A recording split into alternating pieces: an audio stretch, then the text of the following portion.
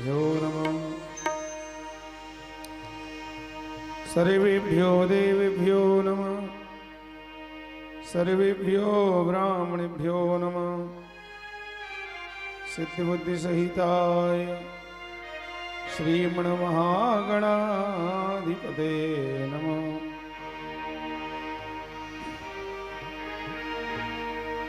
वक्रतुंड महाकाय सूर्यकोटि समप्रभ निर्विघ्नं कुरु मे देव शुभकार्येषु सर्वदा।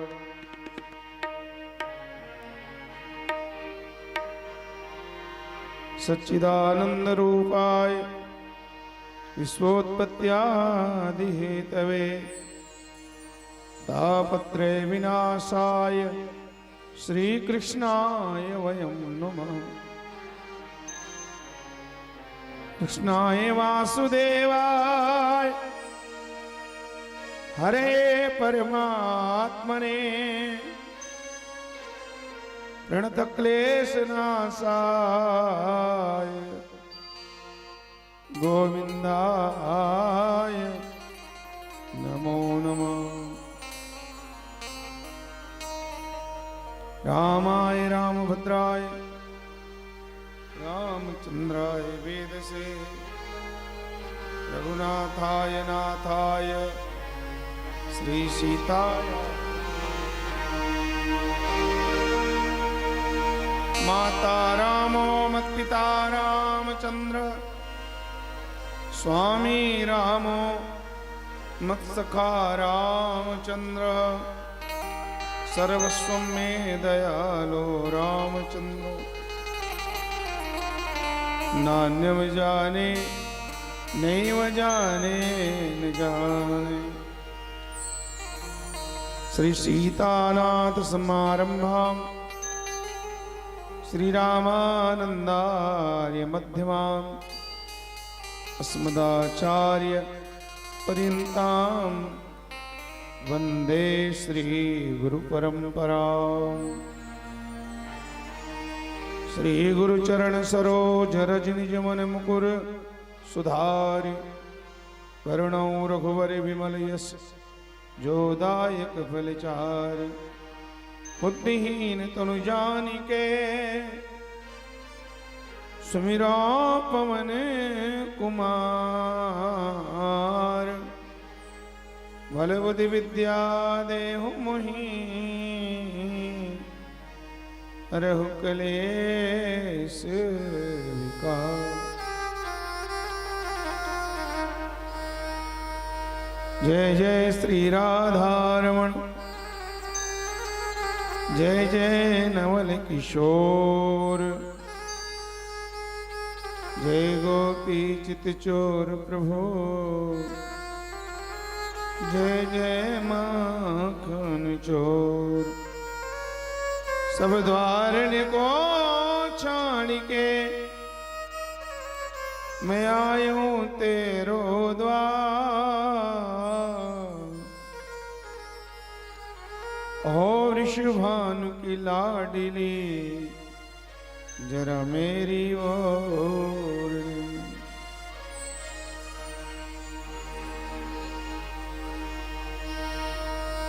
शिव है शक्ति शिव है भक्ति शिव है मुक्ति धाम। शिव है ब्रह्मा शिव है विष्णु शिव है मेरा राम। ऐसी सुबह न आए न ऐसी शाम। ऐसी सुबह न आए न ऐसी शाम। ऐसी सुबह न आए न ऐसी शाम। ऐसी सुबह न आए न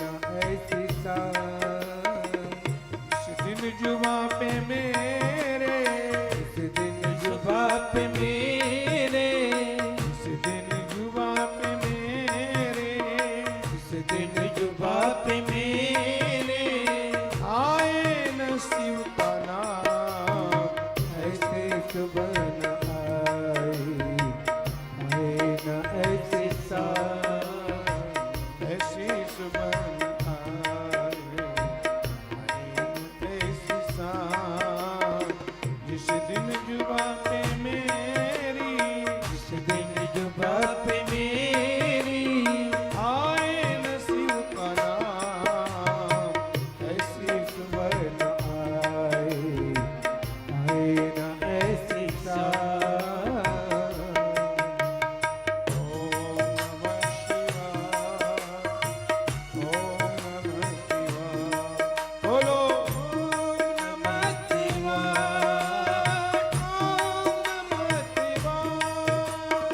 ओम नमः शिवाय, ओम नमः शिवाय, ओम नमः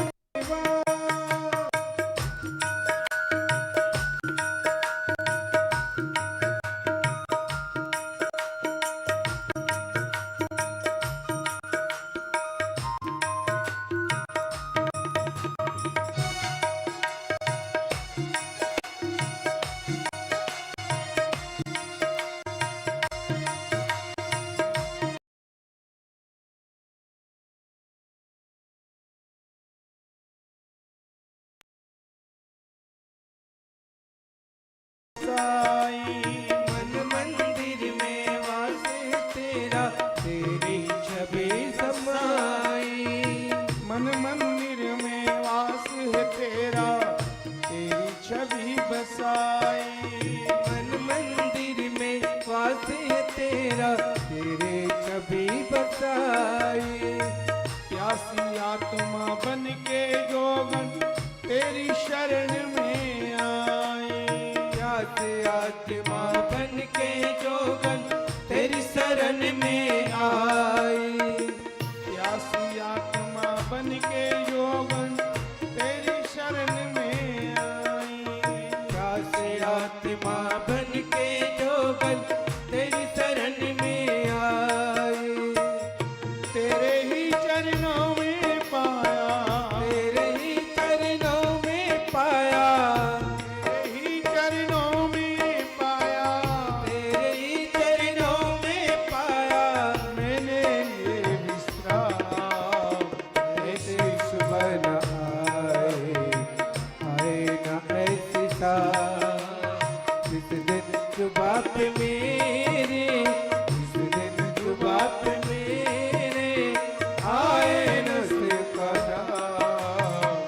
ऐसी सुबह आए, ऐसी सांस। ओम नमः शिवाय, बोलो ओम नमः शिवाय।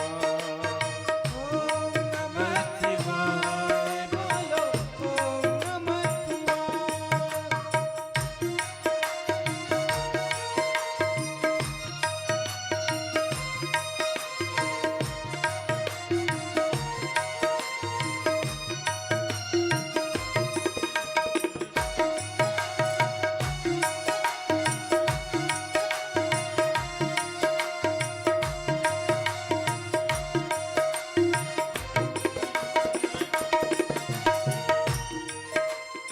सर्व कला संपन्न तुम्ही हो, ए मेरे परमेश्वर।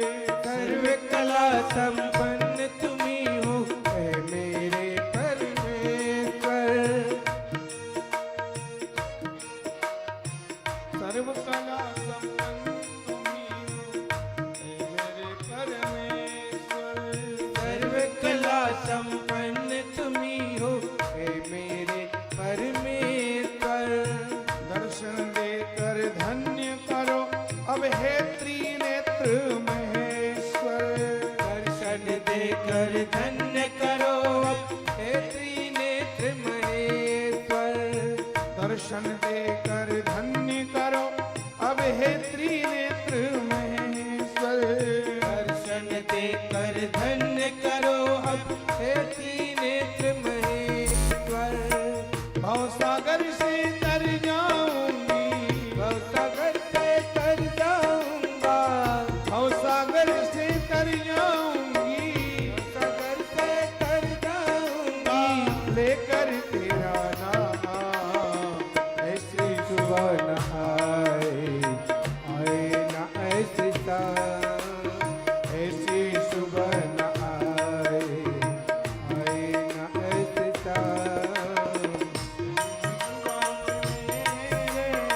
जिस दिन जुबा पे मेरे, जिस दिन जुबा पे मेरे जिस दिन जुबा पे मेरे आए न सीता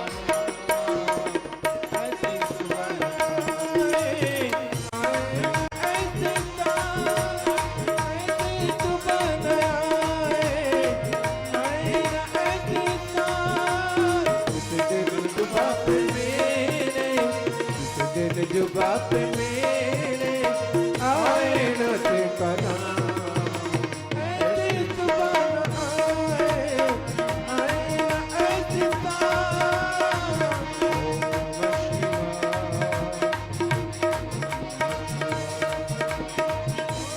नमः शिवाय, ओम नमः शिवाय।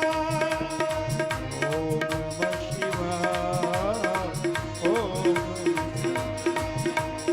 ओम नमः शिवाय, ओम नमः शिवाय। प्रेम से बोलो वृंदावन बिहारी लाल की जय। सियापति रामचंद्र की जय, उमापति महादेव की जय, पवन सुत हनुमान की जय। गोस्वामी श्री तुलसीदास जी महाराज की जय। गोस्वामी श्री सुखदेव भगवान की जय। अपने अपने गुरु गोविंद माता पिता की जय, आदि शक्ति दंतेश्वरी मैया की जय। संत समाज की जय। मातृशक्ति की जय। सांकरा पावन धाम की जय। नमः पार्वती पदे हर हर महादेव। श्री हरि नमः। परम मंगल में भगवान श्री बालकृष्ण की वांग्मय प्रति स्वरूपा भगवत स्वरूप श्रीमद् भागवत महापुराण सप्ताह ज्ञानी की कथा यात्रा में भगवान के पावन श्री चरणों में विराजमान धर्मभूमि, संस्कार भूमि, संतों की पावन भूमि, राम कथा की पावन भूमि, शांकरा धाम के एवं आसपास के अन्य अन्य ग्रामों से, दूर दराजों से भगवत कथा रसपान हेतु पधारे हुए आदरणीय संतजनों, सम्मान्य बुजुर्गजनों, वृद्धजनों, परम आदरणीय, परम वंदनीय ग्राम के और क्षेत्र के परम सम्मान्य पंडित जी महाराज, श्रद्धा में, वात्सल्य में, करुणामयी, ममता में मेरी माताओं, मेरी बहनों, आइए धरती चित्त होकर के भगवान की मंगलमयी कथा में हम सब लोग प्रवेश करते हैं।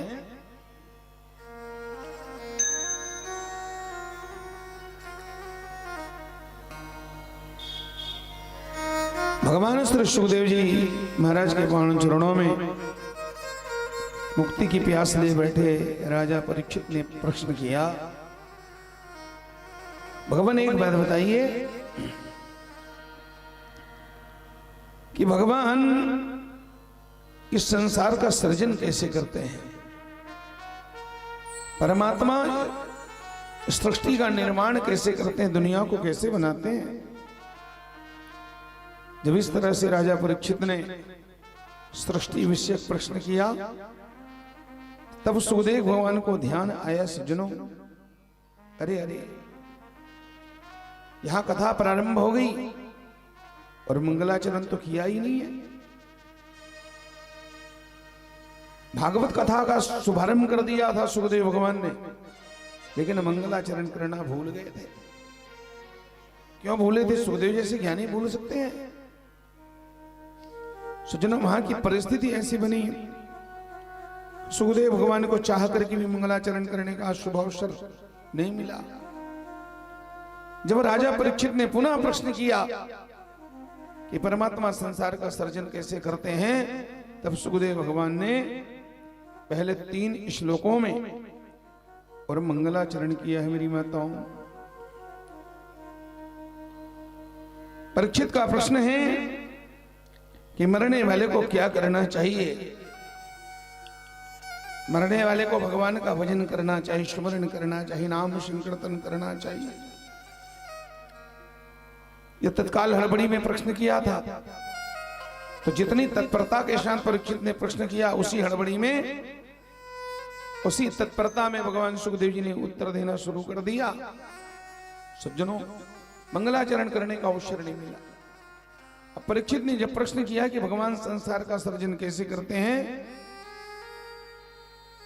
तो इस प्रश्न के उत्तर देने से पहले भगवान के मंगलाचरण, भगवान का ध्यान करना अनिवार्य हो गया। क्योंकि बिना भगवान के स्मरण के बिना कोई भी चर्चा शुरू नहीं करनी चाहिए।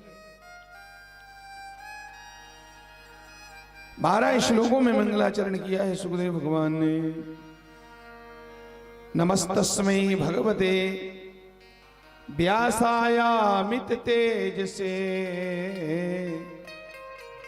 पपुर ज्ञानमयं सौम्य यन्मुखाम्बुरुहाशवम्।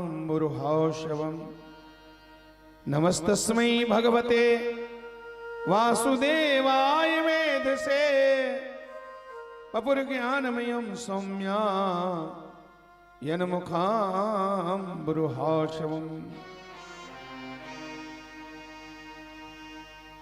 12 श्लोकों में मंगलाचरण किया। उसके बाद सुखदेव भगवान ने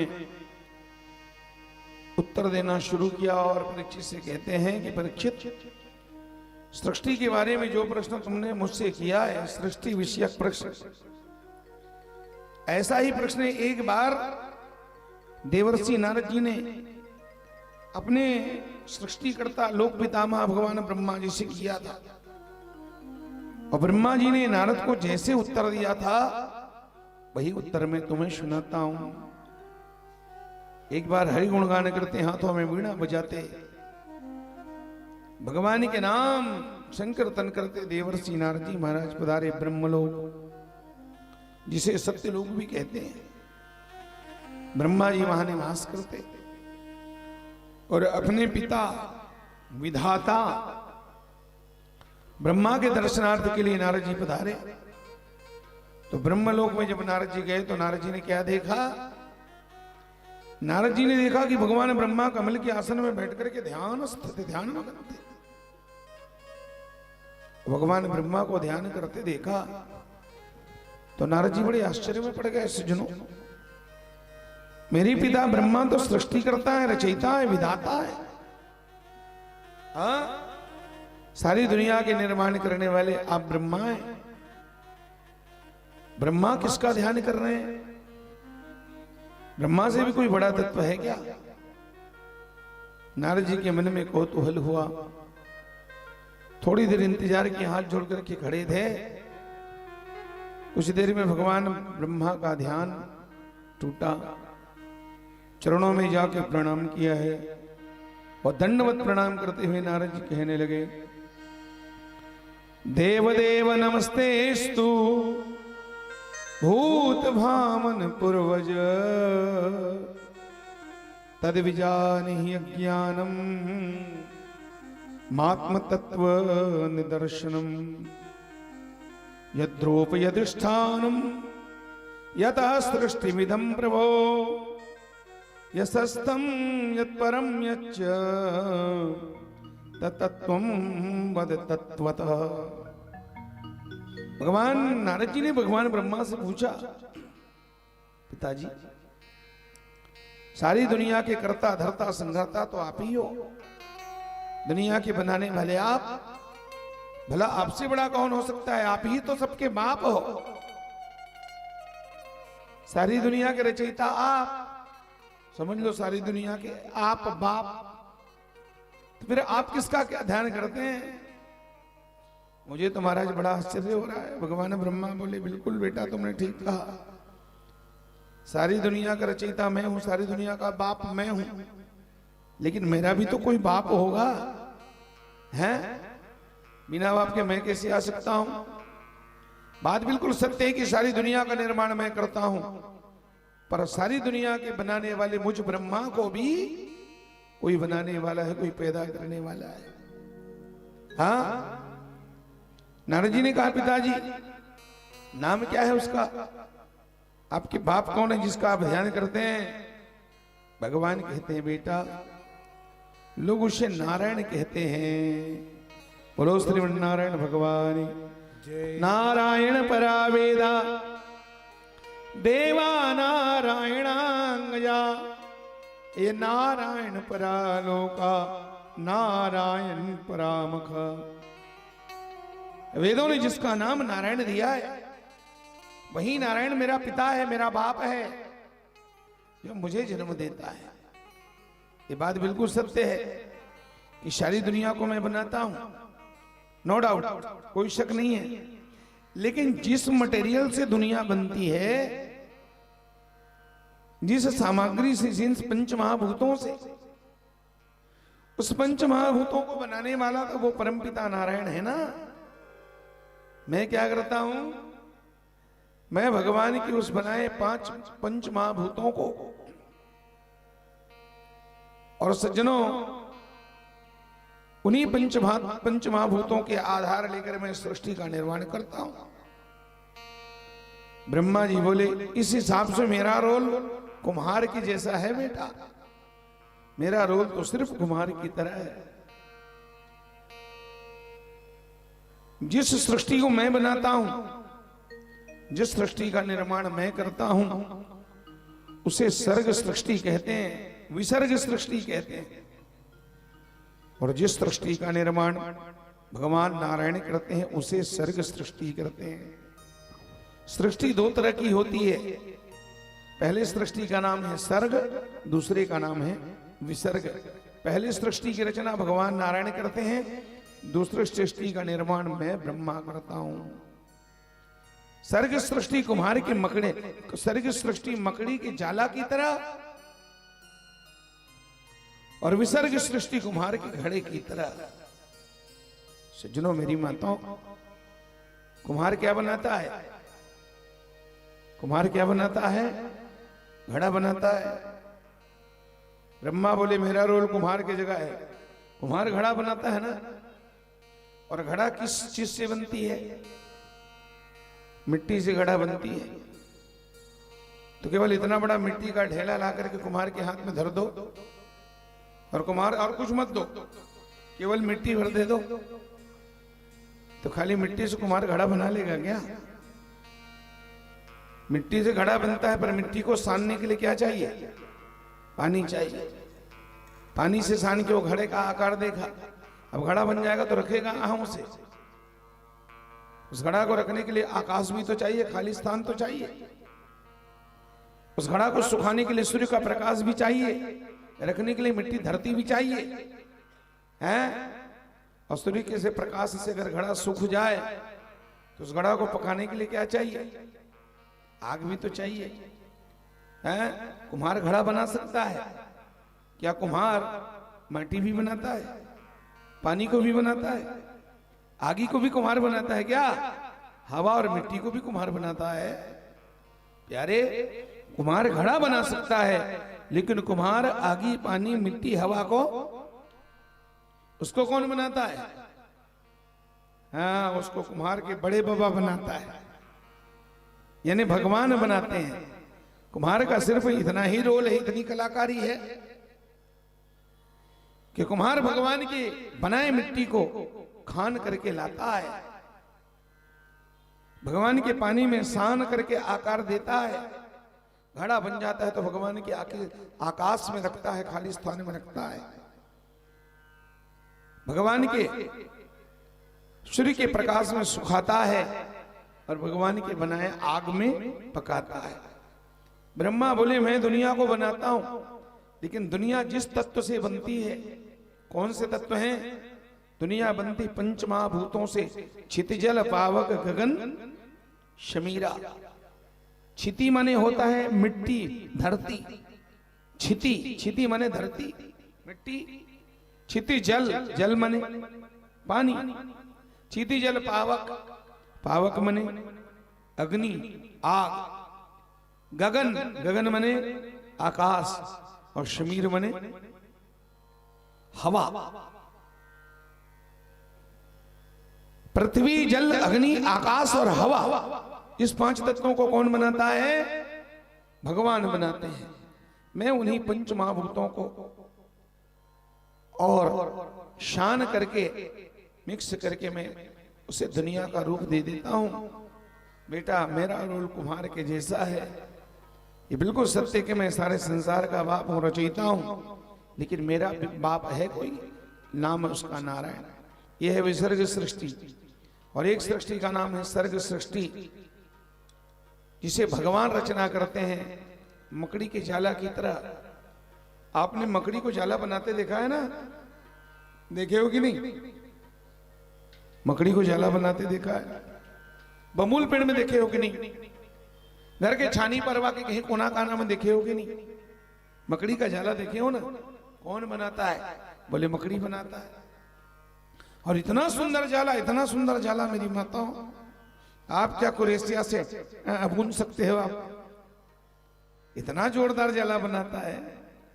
हमारी बहनें वो ऊन लेकर के इतना बड़ा गोला और कुरेशिया लेकर के बैठी, बातचीत करते करते, है ना, स्वेटर बुनती हैं। पूजा की थाली ढकने की वो बढ़िया सा एक गोलाकार। अरे आप क्या बना सकते हो जो वो मकड़ी बनाता है? और बात बिल्कुल सत्य, उस जाले को मकड़ी ने बना ला।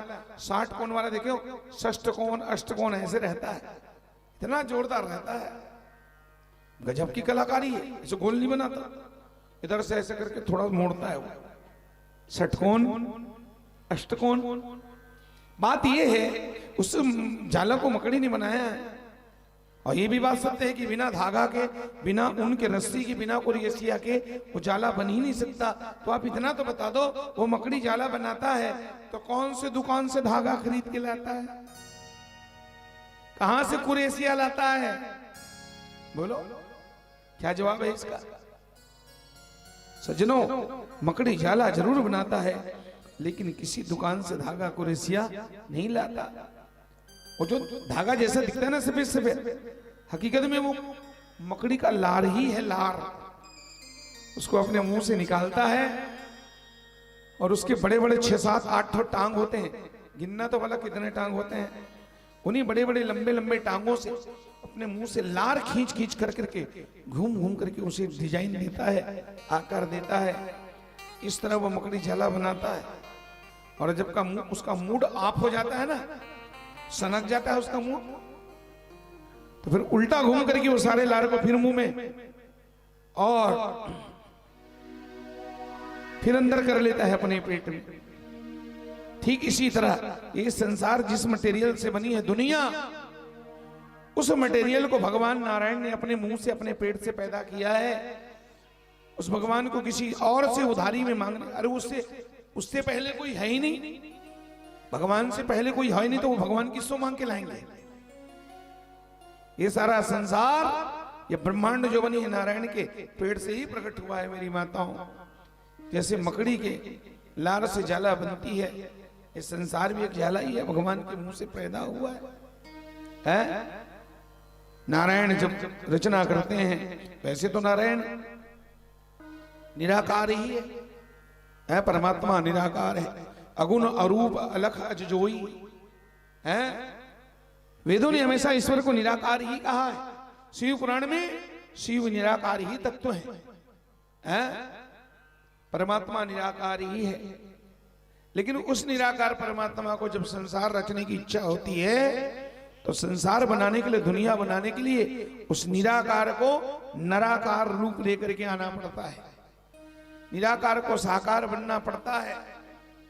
तब वो भगवान अपने लिए हाथ पैर की कल्पना करते हैं। उसके तो आंख नहीं है, पैर नहीं है, मुंह नहीं है, तो सबसे पहले भगवान अपने लिए आंख की कल्पना करते हैं, हाथ की कल्पना करते हैं, पांव की कल्पना करते हैं। तब उस भगवान के निराकार के साकार स्वरूप हो जाते हैं।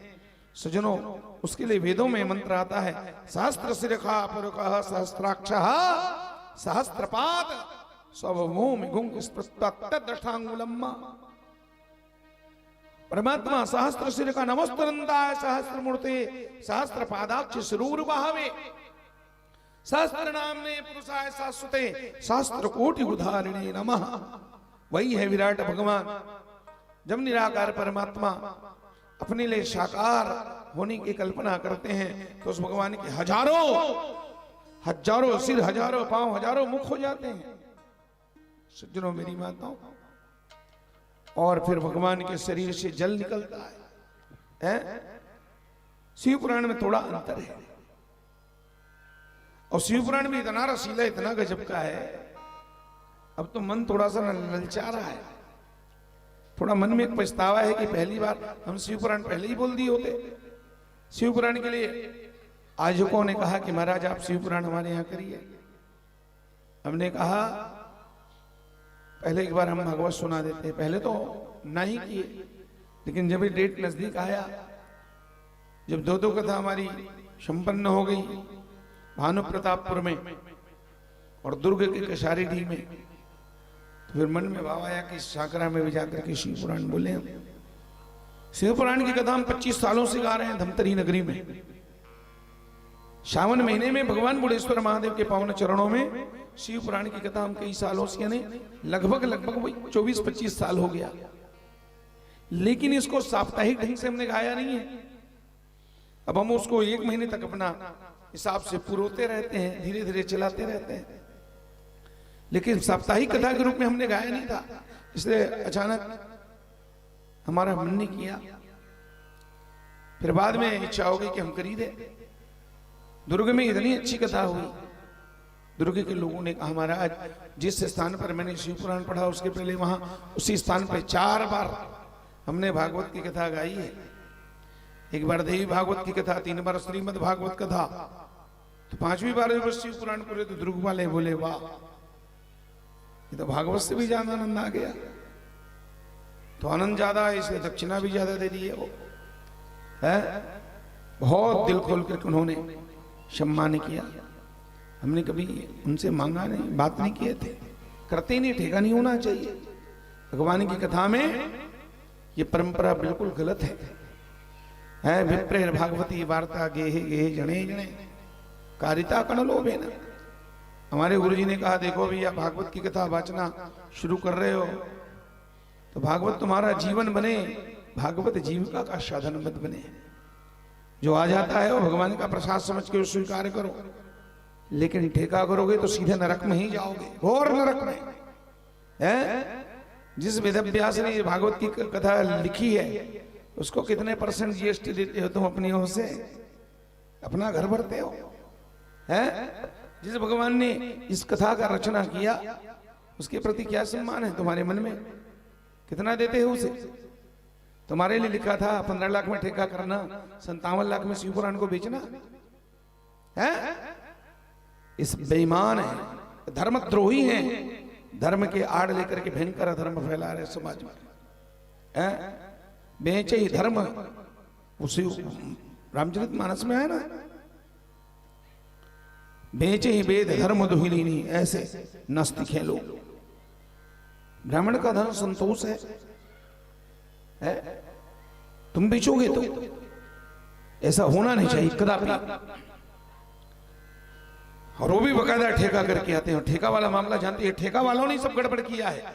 ये 2-2.5 घंटे की कथा की परंपरा ये ठेका वालों ने शुरू किया है। तो पहले ठेका हो चुका है 50 लाख रुपए का है, एडवांस भी पहले ले चुके हैं, आधा पहले जमा करो, हमारे अकाउंट में जमा कर दो आधा आने से पहले, हो गया ठेका। अब वो चाहे 1 घंटा सुनाए 1.5 घंटा सुनाए, सुनना ही है तुम्हें। पैम्पलेट में छपा टाइम 2 बजे का, शुरू हो रहा है, मंच में बता रहे हैं 3 बजे, 3 से लेके 4, 4:30 तक स्वागत समारोह, 5 साढ़े 5 बजे 1 घंटा नचाओ कुदाओ झांकी दिखाओ, हो गया भागवत की कथा। और लोग आज ऐसे लोगों को ही तवज्जो दे रहे हैं। ये परंपरा बहुत गलत है? देवी देवताओं को बना करके झांकी निकाल कर नचा रहे दबा के, ये परंपरा उचित नहीं है। तो शिव पुराण की कथा बड़ी ऋषिली, बहुत अद्भुत है, बहुत जोरदार। अब पूरे हम हिम्मत के साथ, आत्मविश्वास के साथ, पूरे कॉन्फिडेंस के साथ हम कह सकते हैं कि हम आपको बहुत सुंदर भावों से शिव पुराण की कथा सुना सकते हैं, सुनाएंगे। आपको सुनना ही पड़ेगा है? जब हमने मना किया 2-3 बार तो लगातार आप पीछे पड़े रहे, आपको आना ही आना है। तो आपकी बात रख करके हम आ गए, नहीं आना चाहते फिर भी आ गए हैं। तो एक बार हम अपनी ओर से आपको सुना दें तो क्या प्रॉब्लम है? शिव पुराण की कथा अवश्य सुनोगे, अगर ऊपर वाले ने चाहा तो, अमरनाथ बाबा की कृपा होगी तो। सज्जनों, मेरी माता और बहनों, वो निर्गुण निराकार परमात्मा अपने लिए साकार होने की जब कल्पना करते हैं तो निराकार से साकार बन जाते हैं। जो लोग कहते ईश्वर केवल निराकार है और साकार को नहीं मानते, वो एक तरह से भगवान के अस्तित्व को नहीं मानते। समझ गए? जब हम कहते हैं वो सर्वशक्तिमान है, तो सर्वशक्तिमान वो कुछ भी कर सकते हैं। जब वो निराकार है तो अपनी शक्ति से वो साकार नहीं बन सकते क्या? ऐसा जिद करना, ऐसा बार बार कहना कि ईश्वर निराकार है, ये मूर्खता भरी बात है, यह ज्ञान का घोतक है? जो ईश्वर सर्वशक्तिमान है, अणुरणीयान और महतो महियान, वेद कहता है वो अणु से अणु है और महान से महान है। छोटा इतना कि परमाणु से भी छोटा हो जाए, और बड़ा इतना कि हिमालय भी उसके सामने फीका पड़ जाए। जब वो इतने सामर्थ्यवान है तो क्या वो भगवान निराकार से साकार नहीं हो सकते का? यही तो समस्या है माता सती के साथ में। सती को भी यही टेंशन है, यही समझ नहीं आ रही सिद्धांत। जो गुण रहित सगुण सो भी कैसे। जब राम जी को प्रणाम किया, जय सच्चिदानंद जगदीशा, जय सच्चिदानंद जग पावन, अस कही चले मनोजन सावन, शंकर जी ने प्रणाम किया तो सती को शंका हो गई, ये तो राजा के बेटे हैं और अपनी पत्नी के दुख में जंगल जंगल भटक रहे हैं। तो शंकर जी ने कहा नहीं, राम साक्षात ब्रह्म है, रोते क्यों है? ब्रह्म रोता भी है क्या? ब्रह्म रोते हैं? बोले रोते नहीं है, ये रोने का नाटक कर रहे हैं। नाटक अलग होता है ना, और सच में हकीकत में रोना। घर में रोना असली में रोना है, लेकिन नाटक में देखे हो कि नहीं है? लीला होती गांव में, नाटक होता है तो वहां बच्चे लोग रोते हैं, है ना? कोई रावण बनता है, कोई मंदोदरी बनती है। राम जी रावण को मार देते हैं तो मंदोदरी बना लड़का रोता है चिल्ला चिल्ला के। तो क्या सचमुच में रोता है क्या वो? वो तो नाटक है सज्जनों। वो पब्लिक को हंसाने के लिए, दर्शकों को खुशी देने के लिए, दर्शकों को आनंद देने के लिए वो बच्चा रोता है। अब वो जितना ज्यादा रोता है पब्लिक को उतना ज्यादा आनंद आता है। वाह, क्या पाठ किया बेटा, सजीव पाठ किया है। वो रोते है तो सच में रोता है क्या? पब्लिक दर्शक को भी पता है कि रोने का नाटक कर रहा है, ये रो नहीं रहा है। अब रामलीला देखे बार वो लेकर रोते ना तो करते थे घूम बैठे, मतलब मालूम हमारे घर के टूरा रावण बने, हमारे घर के लिए का मंदोदरी बने, तो करते थे वहां घूम आग बैठे रहते। उनके माता पिता को भी पता है कि जो बच्चा रो रहा है ना, टूरा रोवत है, इस सच में नहीं रो रहा है, नाटक कर रहा है। और अगर उसके माता पिता सच मान लेता तो कैसे रोमान दिया पण टूराला और रंग मतलब खींचत ले ही, चल घाट तमाशा मत कर, दोगला नहीं तो यही तो नहीं कही, चिल्ला चिल्ला करवा था और लेगी जाही और खींच खांच करके उसको। और जो रावण बन के मर गया है उसके माता पिता को पता है ये मरने का ढोंग कर रहा है, मरा थोड़ी है, वो नाटक है। और माता पिता सचमुच को ऐसे ही सच में मरा हुआ मान ले तो क्या उसको देखेंगे? और हर साल रामलीला होगी, फिर रामलीला बंद, क्योंकि जो रावण बनता है उसको मरना ही पड़ता है। कौन मरने को तैयार है? तो भगवान शंकर ने कहा ये जो राम जी रो रहे हैं राम ब्रह्म है और ब्रह्म का रुदन भक्तों को सुख देने के लिए है देवी, ये लीला है। सती को बहुत समझाया। आप तो कह रहे थे ना राम, हाँ राम ब्रह्म है, मैं कब से कह रहा हूं राम ब्रह्म है। तो आप तो एक दिन बता रहे थे ब्रह्म की परिभाषा, बिन पद चले सुने बिन कहा ना, कर विधि कर्म करे विधि नाना, आना रहते सकल रज भोगी, बिन मानी भक्ता बड़ जोगी है, तन बिन परस नयन बिन देखा, गाय घ्राण बिन भास अशेष। तो पांव वाले हैं, कहा अभी तो पांव वाले हैं लेकिन बिना पांव के भी चलते हैं। ये बहुत लंबी कथा है सज्जनों। ईश्वर साकार है, निराकार भी है। उस निराकार परमात्मा ने अपनी इच्छा से, देखो किसी की इच्छा से नहीं है, ईश्वर और जीव में ही अंतर है। हम जीव जन्मते हैं तो भगवान की इच्छा से, और मरते भी हैं तो हम अपनी इच्छा से न जन्म ले सकते न मर सकते। दाई समझ गए? जीव क्योंकि परतंत्र है, और जो परतंत्र है उसका अपना निजी इच्छा नहीं है, वो तो परमात्मा के ऊपर डिपेंड है। परबस जीव स्वबस, परबस जीव स्वबस भगवंता, जीव अनेक एक स्त्री कंता। सोना स्वतंत्र है लेकिन गहना परतंत्र है। गहना आश्रित है, डिपेंड है किसके ऊपर? सोना के ऊपर। जब तक वो 24 कैरेट का सोना अपने आप को तपा के, गला के, पिटवा के, जब तक वो हथौड़े का मार से करके वो गहना जैसा रूप नहीं लेगा, तब तक झुमका बनने वाला। झुमका बन गया किसकी कृपा से? बोले सोना।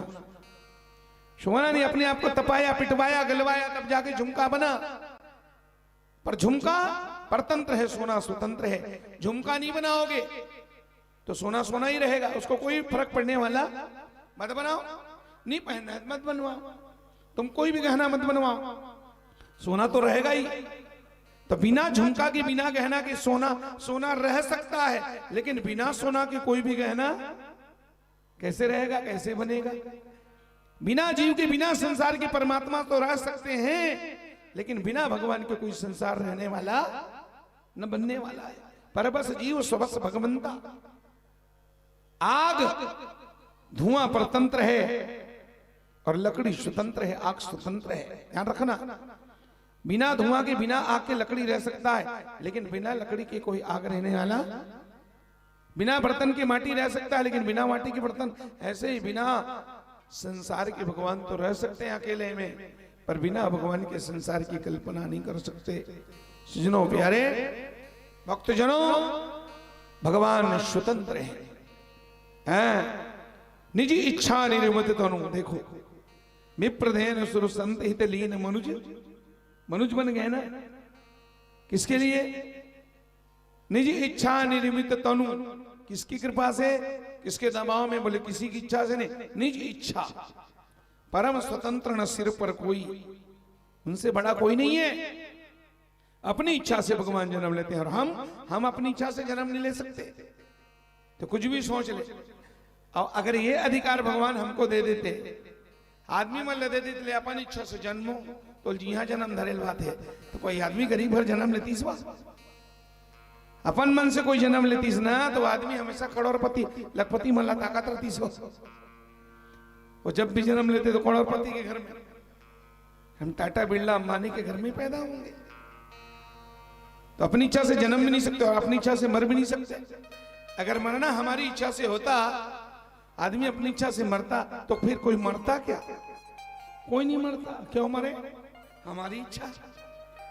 और सब ला मार डालती, नौकरी भाग सब मर जाती, फिर वो नहीं मरती। अपन नौकरी दिल कर दी, मर पे मर ले, नौकरी मर जाती, बाबा मर जाती तो करता ही देता, दुनिया मर जाती, पर वो आदमी नहीं मरता। हमारी इच्छा, मरने की इच्छा नहीं तो क्यों मरे? तो सज्जनों ये काम हमारे हाथों में नहीं है। चित्रकूट की पावन धरा में गुरु वशिष्ठ जी महाराज ने रोते हुए भरत को समझा करके कहा, सुनो भरत भावी प्रबल बिलख कहो मुनिनाथ, हानि लाभ जीवन मरण जस अपजस विधि। हानि लाभ जीवन मरण, 4 जस अपजस विधि। हाँ, ये सब भगवान के हाथ में। तो परमात्मा निराकार से साकार बने, भगवान के शरीर से हजारों जल की धारा बह चली, हजारों छिद्र भगवान के शरीर में, वहां से निकला जल, उसी जल पूरा संसार लबालब हो गया। उसी जल के अंदर परमात्मा शयन करते हैं। तो जब भगवान शयन करते हैं माताओं, तो जल के संस्कृत में कहा जाता है नार, और घर को कहा जाता है अयन। है नार मने जल, अयन मने घर। तो नार में बना के अयन परमात्मा करते हैं शयन, तो परमात्मा का नाम हो जाता है नारायण। बोलो श्रीमन नारायण भगवान की। नार में अयन बनाते हैं, इसलिए भगवान का नाम नारायण। अयन मने घर, जैसे रामायण, राम का अयन रामायण। भागवत का एक नाम है कृष्णायण। क्या नाम है? कृष्ण का अयन। कृष्ण यहां है, कृष्ण इसमें छुपे हैं, इसलिए कृष्णायन। यहां अक्षर अक्षर कृष्ण का स्वरूप है। रामचरितमानस को कहते हैं रामायण। राम धन अयन, अयन मने घर, राम का अयन, इसलिए उसका नाम है। तो इसी तरह परमात्मा का नाम है नारायण। नार मने जल, अयन मने घर, इसलिए भगवान का नाम होता है नारायण। अब नारायण ने दुनिया बनाने की इच्छा प्रकट की, मैं संसार को बनाऊं, दुनिया को बनाऊं। तो दुनिया बने कैसे? तो भगवान ने कहा दुनिया तो हमेशा दो से बनती है, दुनिया कभी एक से बन ही नहीं सकता है। जब उसका नाम ही है दुनिया, दू से शुरू होता है, तो एक से कैसे बनेगा? दुनिया बनाना चाहते तो दुनिया दू से शुरू होता है। दुनिया, दू निया, और दुनिया को उल्टा पढ़ के देखो पीछे से, दुनिया उल्टा पढ़ो यानी दू। इधर से पढ़ो तो दुनिया, उधर से पढ़ो तो यानी दू। दुनिया में से दो से बनती, एक से दुनिया बन नहीं सकता। पुरुष के रूप में परमात्मा तो है, लेकिन प्रकृति भी चाहिए, स्त्री भी चाहिए। बिना स्त्री के संसार कैसे बने? तो परमात्मा ने क्या किया? अपने वाम अंग को यूं भगवान ने स्पर्श किया, अपने वाम अंग में अमृत मल दिया। तो अमृत मलते ही नारायण के वामांग से एक स्त्री का जन्म हुआ, जिसे प्रकृति कहते हैं। प्रकृति माता प्रकट हो गई। परमात्मा पुरुष है, वामांग से एक स्त्री प्रकृति प्रकट हो गई। वही स्त्री है, ये पुरुष है। स्त्री पुरुष परमात्मा से ही तो बने। तो वाम अंग से स्त्री प्रकट हुई, इसलिए स्त्रियों को वामांगी कहा जाता है। माताओं को क्या कहा जाता है? वामांगी। और वाम अंग में ही बैठती है। स्त्री अपने पति के कौन से अंग में बैठती है? वाम अंग में बैठती है। और जब भी बैठेगी ना, तो अपने पति के बाएं तरफ ही बैठती है, वामांगी है ना। अच्छा, स्त्री को हमेशा वाम अंग में बैठना चाहिए। ये देखो परीक्षित बैठे हैं, एक इधर बैठे हैं, सही बैठे कि गलत बैठे हैं? जब स्त्री को अपने पति के वाम अंग में बैठना चाहिए तो दाहिने बैठे हैं। अभी सही बैठे कि गलत बैठे हैं? गलत बैठे हैं ना। गलत नहीं बैठे हैं, सही बैठे हैं। ध्यान रखो, स्त्री वामांगी जरूर है, लेकिन भगवान की जब पूजा पाठ करना होता है, कोई भी मंगलमय कार्य, तो पत्नी को अपने पति के दाहिने अंग की तरफ बैठना चाहिए, क्योंकि इधर से धर्म का जन्म हुआ है।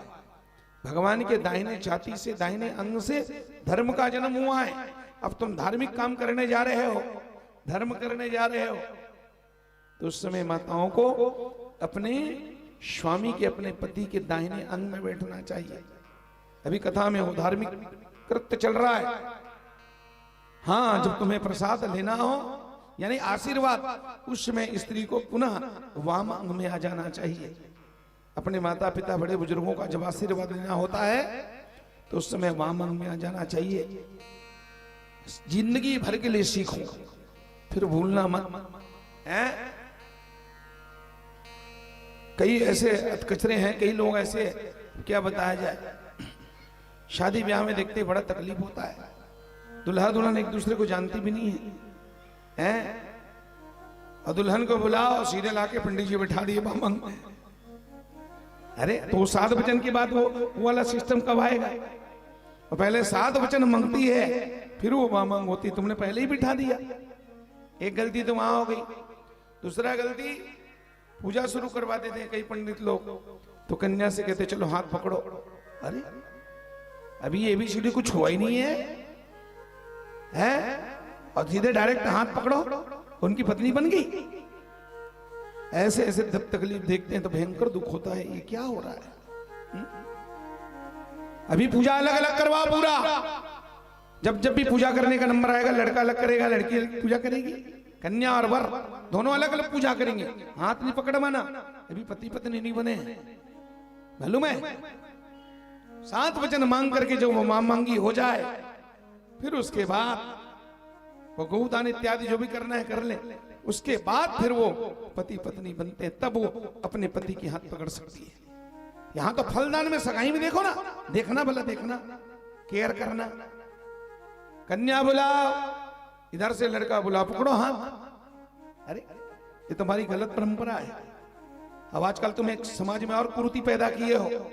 ये जयमाला वाला जो प्रॉब्लम है, बीमारी आ गई है। किसी शास्त्र में नहीं लिखा है कि तुम जयमाला करवा दो, है?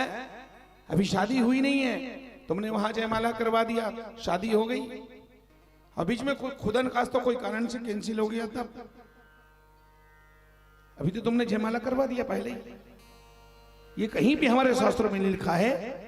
ये सब टीवी और पिक्चर का ही कमाल है प्यारे, है?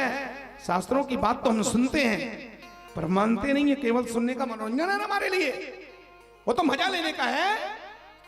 क्यों माने हम मानेंगे तो टीवी का मानेंगे जो देखते हैं पिक्चर में। ये गलत परंपरा है। जयमाला कभी नहीं कराना चाहिए, और जयमाला कराओ तो शादी में कराओ जब वो वामांगी हो जाए, 7 फेरे हो जाए, 7 वचन हो जाए, साखोचार हो जाए, उसके मांग पर जब सिंदूर भरे फिर करा लो जयमाला, कोई दिक्कत नहीं है। तुम सगाई में करवा देते हो। और ये मोटे मोटे 2-2 हजार के माला, उसमें भी कंपटीशन चल रहा है। खुदा न खास्ता अगर बीच में कोई कारण से कई बार सगाई कैंसिल हो जाता है कि नहीं हो गया, तब क्या करोगे? लड़की तो वैसे ही उनको चुन चुकी, पहले उसकी वामंगी बन गई, पत्नी बन गई है, दोष आएगा कि नहीं आएगा? तो यार हम कुछ भी करने लगे हैं, शास्त्रों को मानते नहीं हम, सो बिगड़ जाएगा है? और हर पंडित के पास जाके बोलेंगे महाराज मुहूर्त कब है, लगन कब है? बिना लगन के शादी नहीं करना है। पानी ग्रहण का मुहूर्त कब है? बोले 6 बजे। कभी जिंदगी में सपना में 6 बजे कन्यादान किए हो तो बता दो। 3 बजे रात को भूत प्रेतों के समय में, जब भूत प्रेत निकले होते हैं, ऐसे समय में तुम कन्यादान करते हो और रात भर पंडित को मार रहे हो। तुम तो डीजे में नाच रहे हो बढ़िया, मजन मना रहे हो, खा रहे हो, पी रहे हो बढ़िया, और बेचारा पंडित कोने में पड़ा हुआ है। बुला लिया और रात भर बुजुर्ग पंडित बैठा है। और कन्यादान कब होता है? 2 बजे 3 बजे। ये 2-3 बजे शादी करने का कोई समय है? और वो कार्ड में लिखा है गोधुली बेला। कहाँ है गोधुली बेला? वो 3 बजे गोधुली बेला है। थोड़ा बहुत तो सुधारो और सुधरो। क्या हो गया हमारे समाज को? कोई चीज में हमारी ओरिजिनलिटी नहीं है, सब मनोरंजन बना दिया हम लोगों ने। तकलीफ होता है प्यारे। स्त्री वामांगी है, कोई दिक्कत नहीं है, और वहां भी ऐसे करते हैं। अच्छा पंडित जी अगर वो सुधारने का प्रयास करेगा ना, तो वहां कई डोकरी लोग बैठे रहते हैं फांकी मारने के लिए। वो लोग पक्का वो 4 जने चिल्लाएंगे, पंडित को ही गलत ठहरा देंगे। अगर क्या पंडित पढ़ा लिखा है, ये गलत बैठा रहे हो पंडित जी। अब वो करे तो करे क्या? ले भैया मरो तुम, तुम्हारे हिसाब से चले। पंडित की वहां चलने वाली नहीं है। सब लोग चिल्लाते हैं वहां, ये आप गलत बिठा रहे हो। अरे भैया ये सब गलत है। कथा पूजा में कभी भी बैठो तो जो पढ़ा लिखा होगा, जिसको वैदिक ज्ञान होगा, वो पंडित तो गलती करेगा नहीं। आजकल पंडितों का भी यही हाल है। तो खैर स्त्री वामांगी है। भगवान नारायण के वामांग से स्त्री को प्रकट किया। भगवान नारायण ने प्रकृति माता को पुरुष रूप परमात्मा ने जन्म दिया, और उस प्रकृति के गर्भ में भगवान ने अपने तेज को स्थापित किया। भगवान के तेज को प्राप्त करके वो प्रकृति माता गर्भवती हो गई, और प्रकृति के गर्भ से एक तत्व पैदा हुआ जिसे महत तत्व कहते हैं। क्या कहते हैं? वही महत तत्व 3 गुणों में विभाजित हुआ, सत रज तम। सरल शब्दों में कहूं नारायण ने अपने तेज को उस प्रकृति के गर्भ में स्थापित किया। नारायण के तेज को प्राप्त करके प्रकृति माता गर्भवती हो गई। प्रकृति के गर्भ से 3 गुण पैदा हुए, सतोगुण, रजोगुण और तमोगुण। क्योंकि बिना गुण के संसार में कोई काम नहीं होते। भगवान को सृष्टि करने तो सृष्टि करने के लिए भी गुण चाहिए, बिना गुण के कोई काम तो नहीं होता है? मकान बनाने के लिए गुण चाहिए, कथा वाचन के लिए गुण चाहिए, गाने बजाने के लिए गुण चाहिए। ऐसे ही संसार रचना के लिए भी तो परमात्मा ने 3 गुण पैदा किए प्रकृति से, गर्भ से, सतोगुण, रजोगुण और तमोगुण। पहला है सतोगुण, दूसरे में रजोगुण और तीसरे नंबर में पैदा हुआ तमोगुण। तो जो तमोगुण तीसरे नंबर पे आया उसको भगवान ने पकड़ करके मंथन किया मंत्रों से, और तमोगुण को मत करके भगवान ने पंचभूतों को प्रकट किया है। पंच महाभूत जिसे हम कहते हैं क्षिति, जल, पावक, गगन, शमी, पृथ्वी, जल, अग्नि, वायु, आकाश और हवा। ये पंच तत्वों की रचना करके भगवान ने एक किनारे में रख दिया। तमोगुण से प्रकट किया, पंच महाभूतों को रख दिया, तमोगुण का रोल खत्म। अब उसके ऊपर में है रजोगुण। उस रजोगुण को मत करके भगवान ने 10 इंद्रियों को जन्म दिया, जिनमें 5 इंद्रियों को कहते हैं ज्ञानेंद्री, 5 को कहते हैं कर्मेंद्री। शब्दों मेरी माता और बहनों, पहला ज्ञानेंद्री है कान, दूसरा है आंख, तीसरा है नाक, चौथा है जीभ और 5वां है त्वचा। ये ज्ञानेंद्री है। ज्ञानेंद्री का एकदम सीधा सा अर्थ है जिस इंद्री के द्वारा ज्ञान हो, जिसके द्वारा ज्ञान होता है वो ज्ञान इंद्री। जैसे पहला इंद्री है ज्ञान, ये कान, तो कान इंद्री के द्वारा किस चीज का पता चलता है? शब्द का ज्ञान। शब्द का ज्ञान किसके द्वारा? कान के द्वारा, शब्द का। और शब्द की तन्मात्रा है आकाश, ध्यान देना। शब्द का ज्ञान होता है कान के द्वारा और शब्द की तन्मात्रा है आकाश। सरल समझ नहीं आ रहा है तो मैं सरल करके समझाता हूं। जैसे मैं बोल रहा हूं, मेरे मुंह से शब्द निकल रहे हैं, मेरे मुंह से निकले हुए शब्द को आप अपने शरीर की किस इंद्री से सुन रहे हो? नाक से सुन रहे हो, आंखी से सुन रहे हो, कान से सुन रहे हो ना? कान इंद्री से सुन रहे हो, कर्णेंद्री। मेरे मुंह से शब्द निकल रहा है और आपके कानों तक पहुंच रहा है। आप वहां पर बैठे हो, दूर में बैठे हो, तो ये मेरे शब्द जो मुंह से निकल रहे हैं, इसको आपके कानों तक कौन पहुंचा रहा है? किसके माध्यम से वहां तक जा रहा है? आकाश। किसके द्वारा? हाँ, वाणी निकल रही है, कानों तक जा रही है, इसको पहचाने वाला है आकाश। इसलिए इसका नाम है आकाश। किसको पहुंचा रहा है? वाणी को, इसीलिए इसका नाम है आकाशवाणी। रायपुर में गीत बज रही है और तुम्हारे ट्रांजिस्टर में गीत आ रहा है, तो रायपुर से उस बजते हुए गीत को यहां तक कौन ला रहा है? क्या वो गीत मोटर में चुरा के आ रहा है कि किसी फोन कर रहा है? बोलो, उस गीत को कौन ला रहा है? आकाश ला रहा है। इसलिए उसका नाम है आकाश। कितना सटीक नाम है, ये है आकाशवाणी। तो पहला ज्ञान है, पहला और ज्ञानेंद्रिय है कान। शब्द का ज्ञान कान के द्वारा, शब्द की तन्मात्रा है आकाश। समझ गए? दूसरा ज्ञानेंद्रिय है आंख। ज्ञानेंद्रिय है आंख, और आंख का विषय है सज्जनों रूप। ये लाल है, पीला है, हरा है, गुलाबी है। इसको किसके द्वारा देखते हैं? आंख के द्वारा। रूप का ज्ञान आंख के द्वारा, शब्द का ज्ञान कान के द्वारा, सुगंध और दुर्गंध का ज्ञान नाक के द्वारा, और कड़वा और मीठा का ज्ञान मुंह के द्वारा नहीं, गलत बोल रहे हो, जीभ के द्वारा। मुंह और जीभ अलग अलग इंद्रिय है। अब वो दोनों को एक जगह फिट कर दिया गया है तो एक जैसा लगता है, पर दोनों के काम अलग हैं।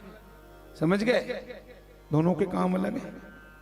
स्वाद लेने का काम जीभ करती है, रसना करती है। बोलने का काम मुंह करता है। 5 ज्ञानेंद्रिय है। पहला है कान, दूसरा है आंख, तीसरा है नाक, चौथा है जीभ और 5वां है त्वचा। इससे क्या होता है? इसके द्वारा पता चलता है कि हवा ठंडी है कि गर्म है। ठंडी हवा चल रही है, इससे जब टकराता है तो फिर पता चलता है। सज्जनों, वायु का ज्ञान त्वचा के द्वारा होता है। ये 5 ज्ञानेंद्री, 5 कर्मेंद्री, जिन इंद्रियों के द्वारा कुछ कर्म होते हैं, जैसे रेंगने का काम पांव के द्वारा, उठाने पकड़ने का काम हाथ के द्वारा, बोलने का काम मुंह के द्वारा, 3 हो गए। 2 इंद्रिय और है जिसे गुप्तेंद्रिय कहते हैं, मल और मूत्र के, तो ये हो गए 5, वो हो गए 5 ज्ञानेंद्री, 5 कर्मेंद्री, 5 5 10, और इनकी तन्मात्रा 5 विषय भी पैदा किए, मैंने बताया ना। हाँ, कान का विषय है शब्द, आंख की विषय है रूप, नाक का विषय है गंध, जीभ की विषय है रस, और त्वचा के विषय है स्पर्श। यही है 5 विषय, शब्द, स्पर्श, रूप, रस और गंध। तो कितने हो गए?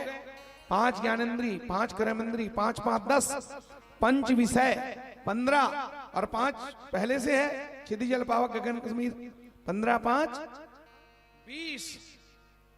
सज्जनों, और अंतःकरण चतुष्टय, 4 इंद्रिय और पैदा किए भगवान ने, उसका नाम है अंतःकरण चतुष्टय। वो है पर दिखता नहीं, क्योंकि वो भीतर में है, अंतः में है, अंतस में है। उसका नाम है मन, बुद्धि, चित्त और अहंकार। ये हो गए 4, और पहले 20 20 4 20 4, 5 ज्ञानेंद्री, 5 कर्मेंद्री, 5 5 10, पंच महाभूत, 10 5 15, 5 विषय 15 5 20, मन, बुद्धि, चित्त और अहंकार 4 20 4, 24 तत्वों को शाना। और सुनो, इन 24 तत्वों को तो जन्म दिया रजोगुण से, ऊपर में सतोगुण भी है ना। और सतोगुण से भगवान ने क्या पैदा किया? सतोगुण से भगवान ने इंद्रिया अधिष्ठात्री देवता पैदा किए, इन इंद्रियों को चलाने वाले देवता पैदा किए। जब भगवान ने कान को बनाया तो कान की सुरक्षा करने के लिए, इसके ऑपरेट करने के लिए, इसको चलाने के लिए एक देवता बिठाया यहां पर। तो कान के देवता का नाम है दिशा, आंख के देवता का नाम है सूर्य, नाक के देवता का नाम है अश्वनी कुमार, मुंह के देवता का नाम है अग्नि, जीभ के देवता का नाम है वरुण, हाथ के देवता के नाम है भगवान इंद्र, पांव के देवता के नाम है भगवान विष्णु, मन के देवता चंद्रमा, चंद्रमा मनसो जाता चक्षु सूर्य हो जाए। वेद मंत्र इसका प्रमाण है। मन के देवता है चंद्रमा, आंखों के देवता है सूर्य, बुद्धि के देवता है भगवान ब्रह्मा, चित्त के देवता है भगवान वासुदेव। सज्जनों, त्वचा के देवता का नाम है वायु, मूत्रेंद्री लिंग के देवता का नाम है मित्र देवता, और गुदा के देवता का नाम है प्रजापति। सज्जनों, इस तरह ये शरीर के एक एक अंगों के देवता हैं। इसका जिक्र गोस्वामी जी ने मानस में किया है। इंद्रिय द्वार झरोखा नाना, तहां तहां सुर बैठे करी थाना। सब ताना जमा करके देवता बैठे हैं। हम जो भी उल्टा सीधा कोई भी काम करते हैं, अच्छा बुरा, कोई दुनिया देखे चाहे ना देखे, लेकिन हमारे इन आंखों पर, इन इंद्रियों पर बैठने वाले देवता वो बराबर देखा करते हैं। वही हमारे कर्म के साक्षी हैं। कोई भी काम हम छुप के करते हैं तो यमराज के पास रिपोर्ट पहुंच जाता है, तुमने ये काम किया है। भैया उसको तो किसी ने देखा है, आप कैसे जान गए? तो यमराज कहते, बेटा तुम्हारे कानों में जो देवता बैठा है ना, तुमने क्या क्या सुना, मुंह से क्या क्या बोला, सब इसके गवाही हैं। वही लोग रिपोर्ट लिखवाते हैं, इन्होंने एकांत में ऐसे ऐसे बोला है। समझ गए? यही सब सारे देवता है मेरी बातों। तो 24 तत्वों को सान करके भगवान ने एक अंड बनाया, और अंड बना करके जल में फेंका। हजारों साल तक वो अंड बेजान पड़ा रहा। भगवान ने उस 24 तत्व के अंड से कहा, सृष्टि करो, सृष्टि को गति दो। उस 24 तत्व के अंड ने कहा, प्रभु हमारे अंदर सृष्टि को गति देने की शक्ति सामर्थ्य नहीं है। हे परमात्मा, आप ही हमारे अंदर प्रवेश करके हमें हमारा शक्तिकृत कर दो। ऐसा जब उस 24 तत्व के अंड ने प्रार्थना किया, तो परमात्मा निर्गुण निराकार, वही परमात्मा, वही ब्रह्म, उस ब्रह्म ने अंड के अंदर प्रवेश किया। सज्जनों, 25वां तत्व को लेकर, जिसका नाम है प्राण, वो प्राण नामक 25वां तत्व को लेकर के परमात्मा उस अंड के अंदर प्रवेश किए। तब उस अंड का नाम पड़ा, पहले तो था केवल अंड, अब उस अन्न में ब्रह्म ने प्रवेश लिया, इसलिए ब्रह्मधन अन्न बराबर उसका नाम पड़ा है ब्रह्मांड। बोलो भक्तवत्सल भगवान की। अन्न में ब्रह्म समाया है। और अन्न क्या है? संसार ही तो अन्न है भैया। अच्छा, भूगोल में हमने क्या पढ़ा? ब्रह्मांड कैसा है? बोलो, ब्रह्मांड कैसा है? लंबा है कि चपटा है? क्या है? हाँ, ब्रह्मांड कैसा है? गोल है, इसलिए इसका नाम भूगोल है। भू माने भूमि, धरती, ब्रह्मांड गोल है, इसलिए भूगोल है। समझ गए? तो अन्न में ब्रह्म समाया है, जगत में जगदीश्वर समाया है। उसी अन्न का नाम है जगत।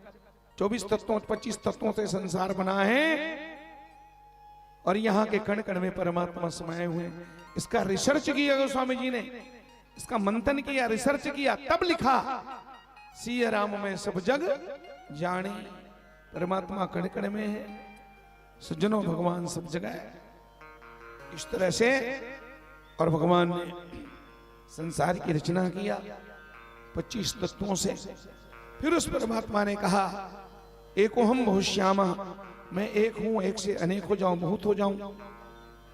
ऐसा संकल्प करते ही नारायण की नाभि में कमल निकला, कमल में ब्रह्मा जी प्रकट हो गए। वो ब्रह्मा और कोई नहीं है ना, एक ही परमात्मा ब्रह्मा बन गए, एक से अनेक हो गए। एक ही सोने का डल्ला, नाना प्रकार के गहना बन गए, अलग अलग है नहीं, गहना अलग अलग है, लेकिन कुल मिला के सोना तो एक ही सोना। अपने आप को फुल्ली बनवा लिया, झुमका बनवा लिया, नेकलेस बनवा लिया, है कि नहीं? उसी तरह एक परमात्मा ने अनेक होने की कल्पना किया है। एक हम बहुत श्यामा, मैं एक से बहुत हो जाऊं, ऐसा संकल्प करते ही नारायण की नाभि में कमल निकला, कमल में ब्रह्मा जी प्रकट हो गए।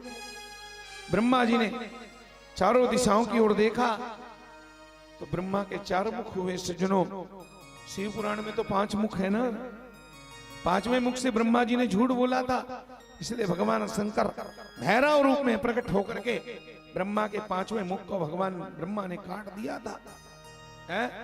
वो शिव पुराण की कथा शिव पुराण में बताया जाएगा। भागवत में ब्रह्मा जी चतुर्मुखी हैं। चारों दिशाओं की ओर देखा, को हम कस्तम कुतः आयाता, को मैं जन्नी को मैं माता, मैं कौन हूं, कहां से आया हूं, मेरा जन्मदाता पिता माता कौन है। इस तरह ब्रह्मा जी जब बार बार विचार किए तो ब्रह्मा ने अपने आप को कमल के नाल में पाया, कमल के कर्णिका में पाया। ब्रह्मा जी ने सोचा मेरा आधार तो कमल है, मैं कमल पर बैठा हूं, कमल ने मुझे धारण किया है, तो जब कमल ने मुझे धरा है तो कमल को भी कोई धरा होगा। मेरा आधार कमल है तो कमल का भी कोई आधार होगा। बिना आधे के आधार टिक नहीं सकता, ध्यान रखना। बिना आधे के कोई आधार, मैं आधार हूं और मेरा आधे है चौकी है। मुझको किसने उठाया है? चौकी ने उठाया है। तो जब मुझको चौकी ने उठाया है तो चौकी को भी किसी ने, धरती ने उठाया है। धरती ने नहीं, डायरेक्ट ये चबूतरा ने उठाया है। तो चबूतरा ने उठाया है तो चबूतरा को भी किसी ने, धरती ने उठाया है। तो धरती ने उठाया तो धरती को भी किसी ने, शेष ने उठाया है। तो शेष को भी किसी ने गले में लिपटाया है। जिस शेष ने धरती को उठाया है उस शेष को किसी ने अपने गले में उठाया है, और जिसने शेष को गले में उठाया है उसको भी इसी किसी कैलाश ने अपने पीठ में खड़े कराया है, उसको कैलाश ने उठाया है। अब जिसको कैलाश ने उठाया है उस कैलाश को रावण ने उठाया है। अब जिस रावण ने कैलाश को उठाया है उस रावण को बाली ने आंख में दबाया है, और जिस बाली ने आंख में दबाया है उस बाली को राम ने एक ही बाण से सुलाया है। तो जिस राम ने बाली को सुलाया उस राम को किसने धरा है? उसको हनुमान जी ने अपने सीने में बिठाया है। तो फिर हनुमान जी को किसने बिठाया है? हनुमान जी को भगवान ने अपने हृदय में धारण कर रखा है। तो बिना आधे के कोई आधार टिक नहीं सकता, ये नियम है मेरी माताओं। ब्रह्मा जी बोले मेरा आधार कमल है तो कमल का भी कोई आधार है। उस आधे को पता लगाने के लिए कमल के नाल में ब्रह्मा जी उतरते उतरते उतरते गए, उतरते उतरते ब्रह्मा को हजारों साल बीत गया, लेकिन उस कमल का जड़ पता नहीं चला। अंततः ब्रह्मा जी पुनः वापिस हो गए, फिर गए, फिर आए, फिर ऊपर, फिर नीचे, ऐसे हजारों साल तक ब्रह्मा जी का क्रम चलता रहा। ये बार बार चढ़ना उतरना यही मनन प्रक्रिया है, क्योंकि ब्रह्मा जी बुद्धि के देवता है और बुद्धि के स्वामी ब्रह्मा ने बुद्धि से बार बार मनन किया, चिंतन किया। तब ब्रह्मा जी को 2 अक्षर सुनाई दिया। थक गए ब्रह्मा, जाके कमल में बैठ गए।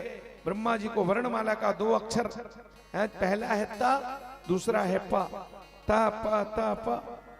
वर्णमाला का 16वां अक्षर है ता और 21वां अक्षर है पा।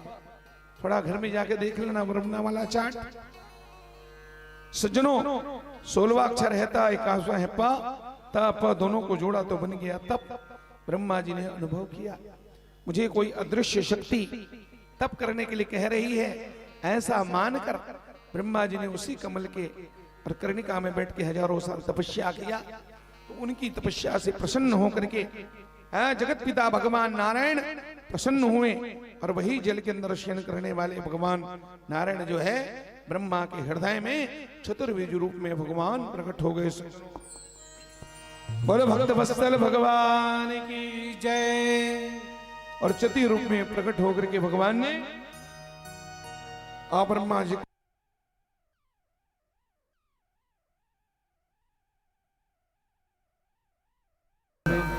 तुमको जन्म देने वाला पिता मैं हूं। ब्रह्मा जी बोले मुझे मेरा बाप मिल गया, जिसका बाप नहीं उसका कोई जात नहीं पारे। तो जन्म देने वाले पिता तो मिला। ब्रह्मा जी ने कहा पिताजी मेरा नाम क्या है? भगवान बोले मैं हूं ब्रह्म और तुम ब्रह्म के पुत्र हो, इसलिए तुम्हारा नाम है ब्रह्मा। ब्रह्मा ने कहा नाम मिल गया, काम क्या है? भगवान नारायण बोले सृष्टि की रचना करना यही तुम्हारा काम है। सृष्टि की रचना करो, सारे सृष्टि का विस्तार करो। भगवान ब्रह्मा बोले पिताजी सृष्टि की रचना करना ये इतना बड़ा काम है, मेरे अंदर सृष्टि करने की शक्ति सामर्थ्य ज्ञान नहीं, तो बिना ज्ञान के मैं संसार की रचना कैसे करूं? भगवान ब्रह्मा नारायण बोले बेटा चिंता मत करो, मैं मुझे वो गुप्त ज्ञान प्रदान करता हूं, जिस ज्ञान को प्राप्त करके तुम्हारे अंदर सृष्टि की शक्ति सामर्थ्य आ जाएगा। और भगवान ने कहा वैसे तो ज्ञान इतना गोपनीय, इतना गुप्त ज्ञान है, ब्रह्मांड में आज तक सृष्टि होने में किसी को यह ज्ञान दिया ही नहीं। चूंकि तुम हमारे पुत्र हो और पिता की संपत्ति का अधिकारी पुत्र ही होता है, इस हिसाब से बेटा ये ज्ञान मैं तुम्हें सुनाता हूं। इस ज्ञान को प्राप्त करके तुम्हारे अंदर सृष्टि रचना करने की शक्ति आ जाएगी। भगवान ने ज्ञान दिया, उसी ज्ञान का नाम है चतुर।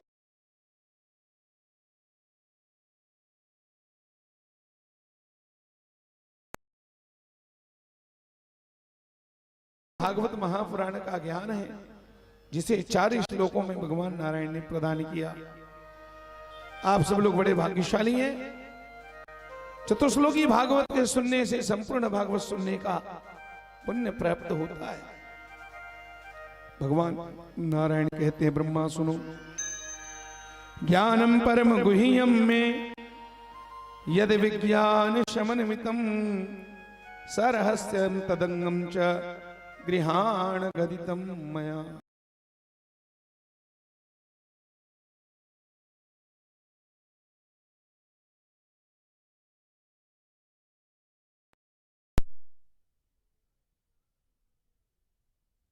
ध्यान रखना, देखो भगवान कह रहे हैं ये मेरा ज्ञान केवल कोरा ज्ञान नहीं है, विज्ञान की कसौटी में कसा होता ज्ञान है।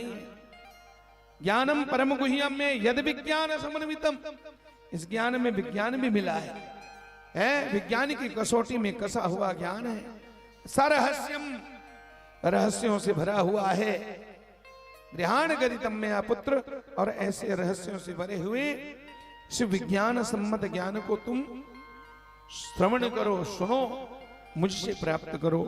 भगवान ने ब्रह्मा जी को जो ज्ञान दिया वही है चतुश्लोकी भागवत। 4 श्लोकों में है मेरी माता। आप सब लोग भाव से भगवान की कथा को, इस चतुश्लोकी भागवत को श्रवण करें। बोलो भागवत भगवान की जय। पहला श्लोक भगवान कहते हैं, श्री भगवान उवाच। भगवान बोले, श्री भगवान बोले, क्या बोले?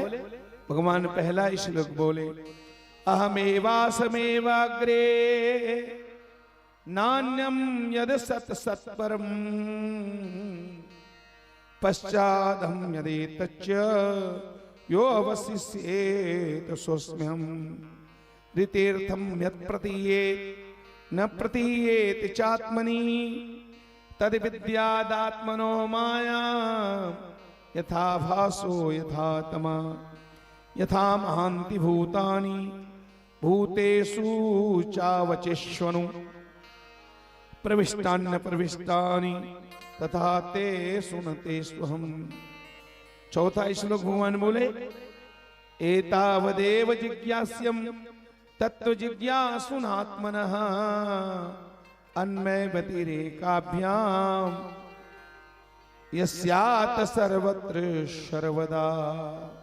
अन्मय व्यतिरेकाभ्याम यस्यात् सर्वत्र सर्वदा। बोलो भक्तवत्सल भगवान की जय। इस तरह 4 श्लोकों में भगवान ने ज्ञान दिया। आमेवासमेवाग्रे नान्यम यद सत सत्परम। भगवान कहते हैं, पुत्र ब्रह्मा, सृष्टि के पूर्व केवल मैं था, सृष्टि के पूर्व केवल मैं था, सृष्टि के रूप में मैं ही हूं, और सृष्टि की मिटने के बाद जो कुछ बचता है प्रलय काल में वो भी मैं ही हूं। मैं मने आत्मा, मैं मने परमात्मा। संसार नहीं था, उसके पहले भगवान थे, संसार के रूप में भी वही भगवान है, और संसार के मिटने के बाद जो कुछ विशेष बचता है वो भी वही भगवान है। मेरी माता और बहनों, मैं ही तो हूं, एक का ही खेल है, एक में ही अनेक हैं। तो भगवान ने कहा मैं ही हूं सृष्टि के मध्य पूर्व में। दूसरे श्लोक में और माया की परिभाषा बताई। माया, मां मने नहीं, या मने जो नहीं है फिर भी वैसा दिखता है। हकीकत में संसार संसार नहीं, फिर भी संसार भासता है। यही माया है। जैसे रज्जू में, रस्सी में सांप का धोखा हो जाता है? अंधेरी रात में रस्सी को देख के हम कितना जोर से डरते हैं, चिल्लाने लग जाते हैं, सांप सांप। और जब लाइट आती है, प्रकाश में देखा जाता है तो सांप है कि रस्सी है? बस ऐसे ही असत्य होते हुए भी संसार जिसके माया से सत्य प्रतीत होता है, वस्तुतः संसार सत्य नहीं है। सत्य कौन है? ब्रह्म सत्यम जगत मिथ्या। संसार मिथ्या है, बदलने वाला है, चेंज होने वाला है कुछ नहीं है। भगवान ही सत्य है, परमात्मा ही सत्य है। लेकिन यही तो माया का चमत्कार है, जो सत्य है उसको छुपा देना और जो नहीं है उसको दिखा देना। ये जो रस्सी में सांप दिखा ना, ये माया के कारण दिखा। हकीकत में रस्सी में 1% सांप नहीं है। 1-8% सांप है तो बता दो। 1% सांप नहीं है, 100% उसमें रस्सी है। लेकिन जिस रस्सी में 100% रस्सी है, उस रस्सी को छुपा देना, और जिसमें 1% सांप नहीं है, उस रस्सी में सांप को दिखा देना। यही माया का काम है। जो हकीकत में रस्सी है बिल्कुल खत्म, रस्सी में 1 बूंद रस्सी नहीं है। रस्सी में सिर्फ रस्सी है ना, पर रस्सी कहां दिखती है? वहां तो सांप ही सांप दिखता है, जबकि रस्सी में 1% कहीं पर सांप नहीं है कि नहीं? लेकिन हम डरते कितने जोर से हैं। अरे बाप रे, कलेजा दहल जाता है, प्राण छूटने लगते हैं, अटैक आ जाएगा। रस्सी को धोखा में कहीं रात में खूंद लिए तो कितना जोर से बीपी हाई हो जाता है, ऐसे लगता है जैसे प्राण निकल जाएगा। यही सब माया का काम है। जे हावे तेला लुका देना, नहीं है तेल दिखा देना है। गरुल हरू बना देना, हरूला गुरु, यही माया का काम है। मोल लइका कतको गरु रही तबले मोर बार दिन भर टोटा मरवा रे, तो लइका तो गरु लगते है। अपन लइका 10 किलो के कुमड़ा मोर बार गोदेला, अपन लइका दिन भर पारे बेटा तो गरु लगते हो नहीं लगते। और ते दूसरा का लइका बिल्कुल झिटका पर 12 घंटा पा दे मना तो कन्या टूट जी ही हो। तो कन्या टूटी चाहिए धार नया तो लड़का कहा गरु है लड़का गरु है हरू है ओका लड़का बिल्कुल हरू है लेकिन ओरे हरू है तो तोरे और गरु है तो मोर है पर मोर लड़का कतको गरु है तबले मोर बर हरू है और तोर लड़का कतको हरू तबले मोर बर गरु है ओकरे नाम है माया। हाँ सुने दाई हो अपन लड़का रो दी ना अपन लड़का कतको रोही हमनी अपन लड़का रो देख पे वह दिल में दर्द हो थे कलेजा निकले अपन लड़का रोही तो दिल में दर्द हो जाते और दूसरा लड़का कोई रोही नहीं और सिर में दर्द हो जाते ओ झंडू बाम लगाने लगता इसी का नाम है माया। यही सब माया है ये माया का ही तो खेल है नहीं। दूसरा का आदमी 500 रुपया गवा के और रोवत रोवत महिला बता इस फलानी में कहा बता भाई 500 रुपया गवा के रोवत रोवत बताते हमको कोई फर्क पड़ता है क्या? कोई फर्क नहीं पड़ता। वो पहले भले उस शोक देखा है भाई कल्पेशन कही दी धनका के बनने को नहीं कही दी बने बने कही दी नहीं। दूसरा 500 रुपया घूम जाए सजनो अपने को कोई फर्क नहीं पड़ता। अब अपन कोई 5 रुपया का सिक्का गंवा ही नहीं रात भर नींद नहीं पड़े दाई का बार 500 हतो और 5 रुपया और जगह जगह पता ही कहाँ पता नहीं पता पला नहीं मैं 3 दिन संभाल के रखे रहे नहीं अचरम गठिया गठिया गुड़ाखू लू के इधर रहे बहुत मर गए कितना बेचैन है वो गुड़ाखू लू के इधर ही नहीं इसलिए उसको इतना टेंशन है। और दूसरे 500 गुम हो जाए तो कोई फर्क नहीं पड़ता। तो इस तरह यही सब माया है मेरी बात। मैं और मोर तोड़ते माया जय बच कीन है जीव निकाया ये सब माया का काम है। चतुश्लोकी भागवत भयंकर गहरा है। अब इसकी व्याख्या वेदांत शिरोमणि स्वामी मुक्तानंद जी महाराज करते थे। जब लोग हम पैदा नहीं हुए थे हमारा जन्म नहीं हुआ था तो वेदांत का डंका बजाया स्वामी मुक्तानंद जी महाराज ने छत्तीसगढ़ में। इधर थोड़ा सा प्रभाव कमा है महाराज जी का आना इधर कम हुआ। आप पूरे छत्तीसगढ़ में जाके देखो दुर्ग एरिया में धमतरी में दुर्ग में राजनांदगांव एरिया में पूरे भारत में जिनका नाम था स्वामी मुक्तानंद जी महाराज। ये सब ज्ञानियों की बात है प्यारे ये हमारी खोपड़ी की बात भी नहीं है। हम अभी इस गहराई में यहां तक पहुंचे नहीं है पर संतों से सदगुरुओं से जो समझा सुना उस तरह से हमने हल्का फुल्का आपको बताया है। आमे वाशिमे वाग्रे नान्यम सद सत परम शत शत जो कुछ भी दिखता है उसके प्रभु केवल मैं हूं। भगवान ने ब्रह्मा जी को सुंदर ज्ञान दिया और ज्ञान देकर के भगवान ब्रह्मा से कहा बेटा अब सृष्टि करो।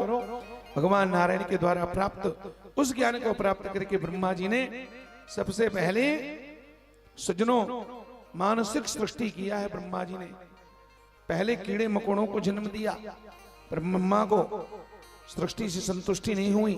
पेड़ पौधों को जन्म दिया वो जहां के तहां खड़े हैं कीड़े मकोड़ों को जन्म दिया कोई मजा नहीं आया तो ब्रह्मा ने 4 मानस पुत्रों को पैदा किया जिनका नाम है शनकादिक शनक शनंदन सनत कुमार सनातन। वही एक ही परमात्मा ब्रह्मा के 4 मानस पुत्र बनकर के प्रकट हुए। चारों ने प्रणाम करके कहा पिताजी हमारा नाम क्या है? बोले तुम्हारा एक नाम है सनकादिक अलग अलग नाम है शनक शनंदन सनातन सनत कुमार।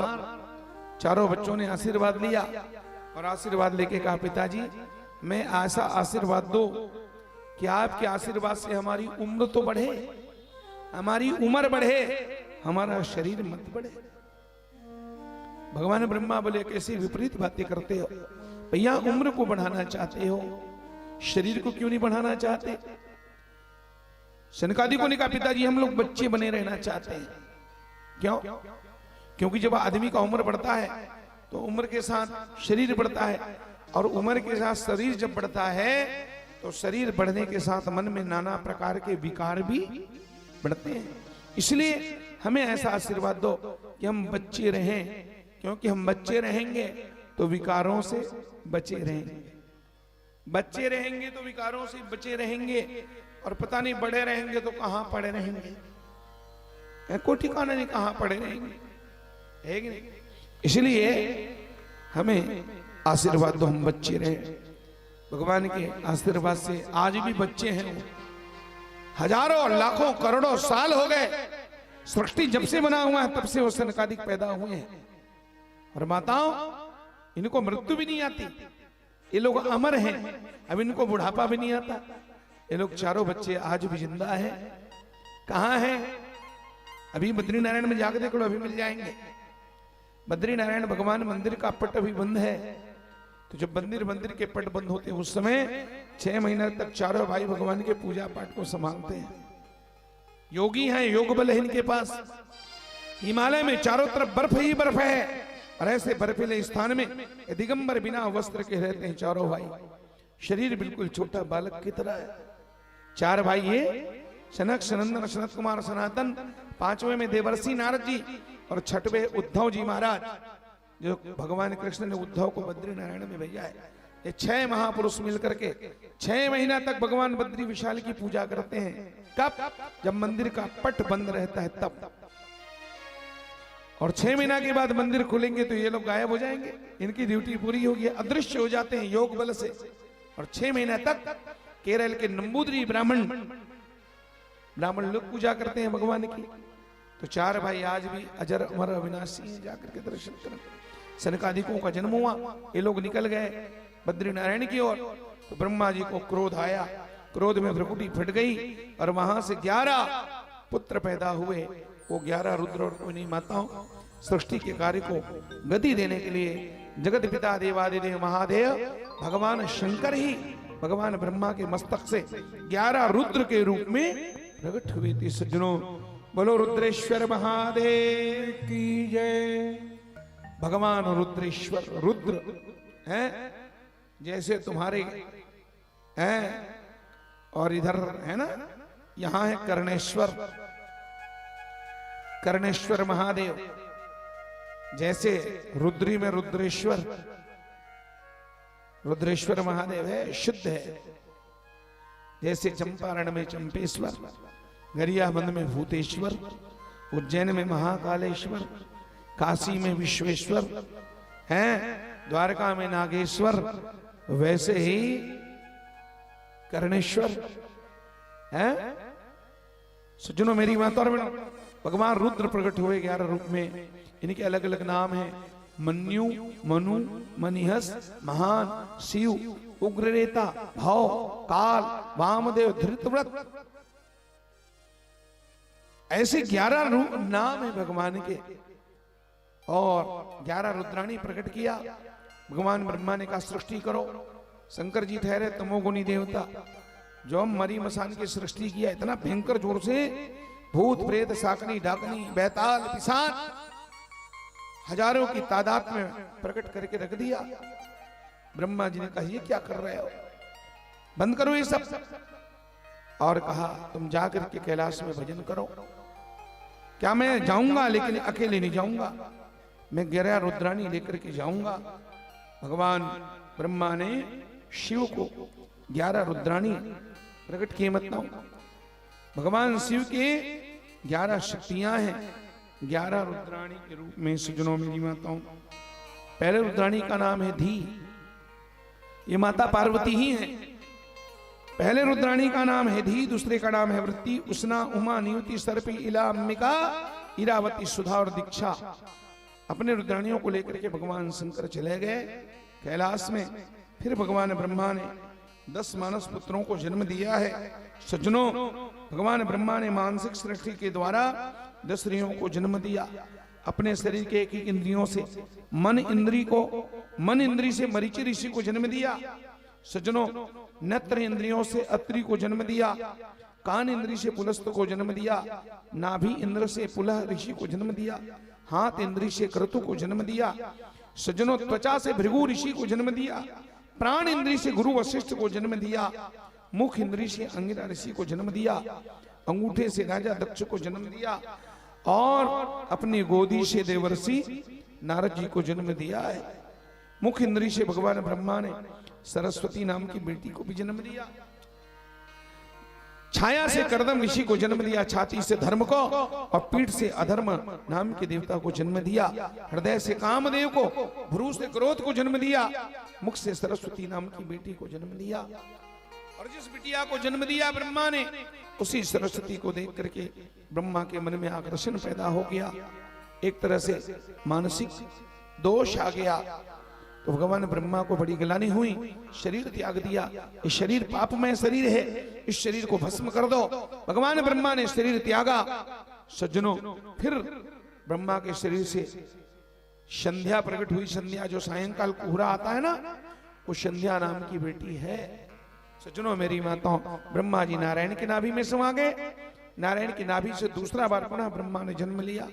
अब ब्रह्मा जी तपस्या करके नारायण से रो रो के बोले, मेरी सृष्टि आगे बढ़ती नहीं, मैं क्या करूं? भगवान ने कहा, अकेले सृष्टि रचना करोगे कभी नहीं बढ़ने वाली। ब्रह्मा, सृष्टि दो से बनती है, तो मैं दो कहां से लाऊं? क्या तुम नारायण के चिंतन में करो।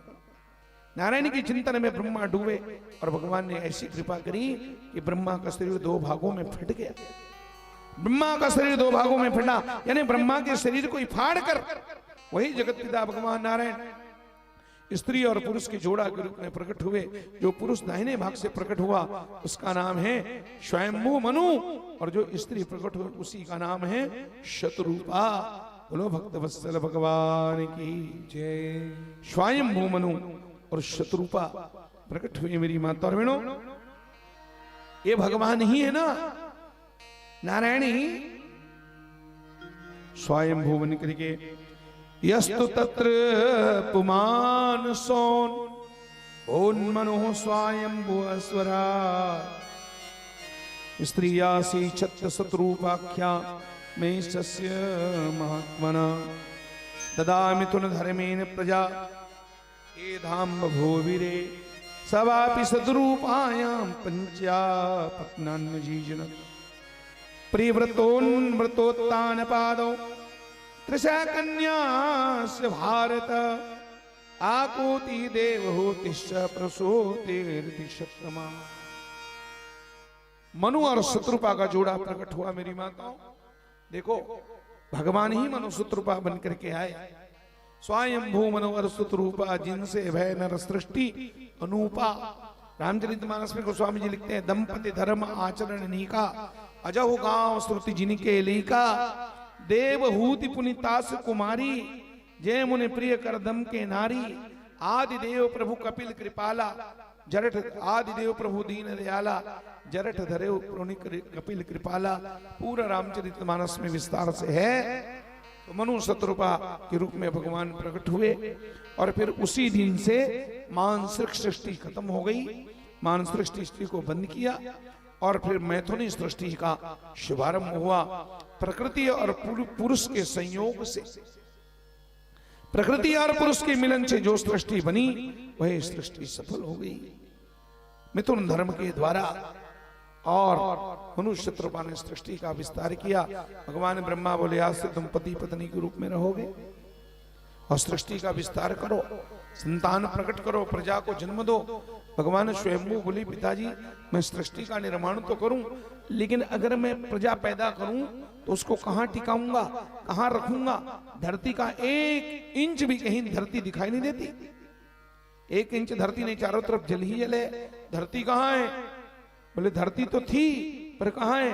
धरती को किसी ने चुरा लिया है। किसने चुराया? पूर्व कल्प में एक दैत्य जिसका नाम है हिरण्याक्ष, उस हिरण्याक्ष नामक दैत्य ने धरती को चुरा के रसातल में छुपा दिया है। हाय, ब्रह्मा छाती पीटने लगे। अचानक नारायण की कृपा से ब्रह्मा को छींक आई और छींक आते ही ब्रह्मा के नासिका छिद्र से वही जगत पिता भगवान नारायण उस धरती माता के उद्धार के लिए ब्रह्मा के नासिका छिद्र से वाराह बन करके परमात्मा प्रकट हो गए। बोलो वाराह नारायण भगवान की जय।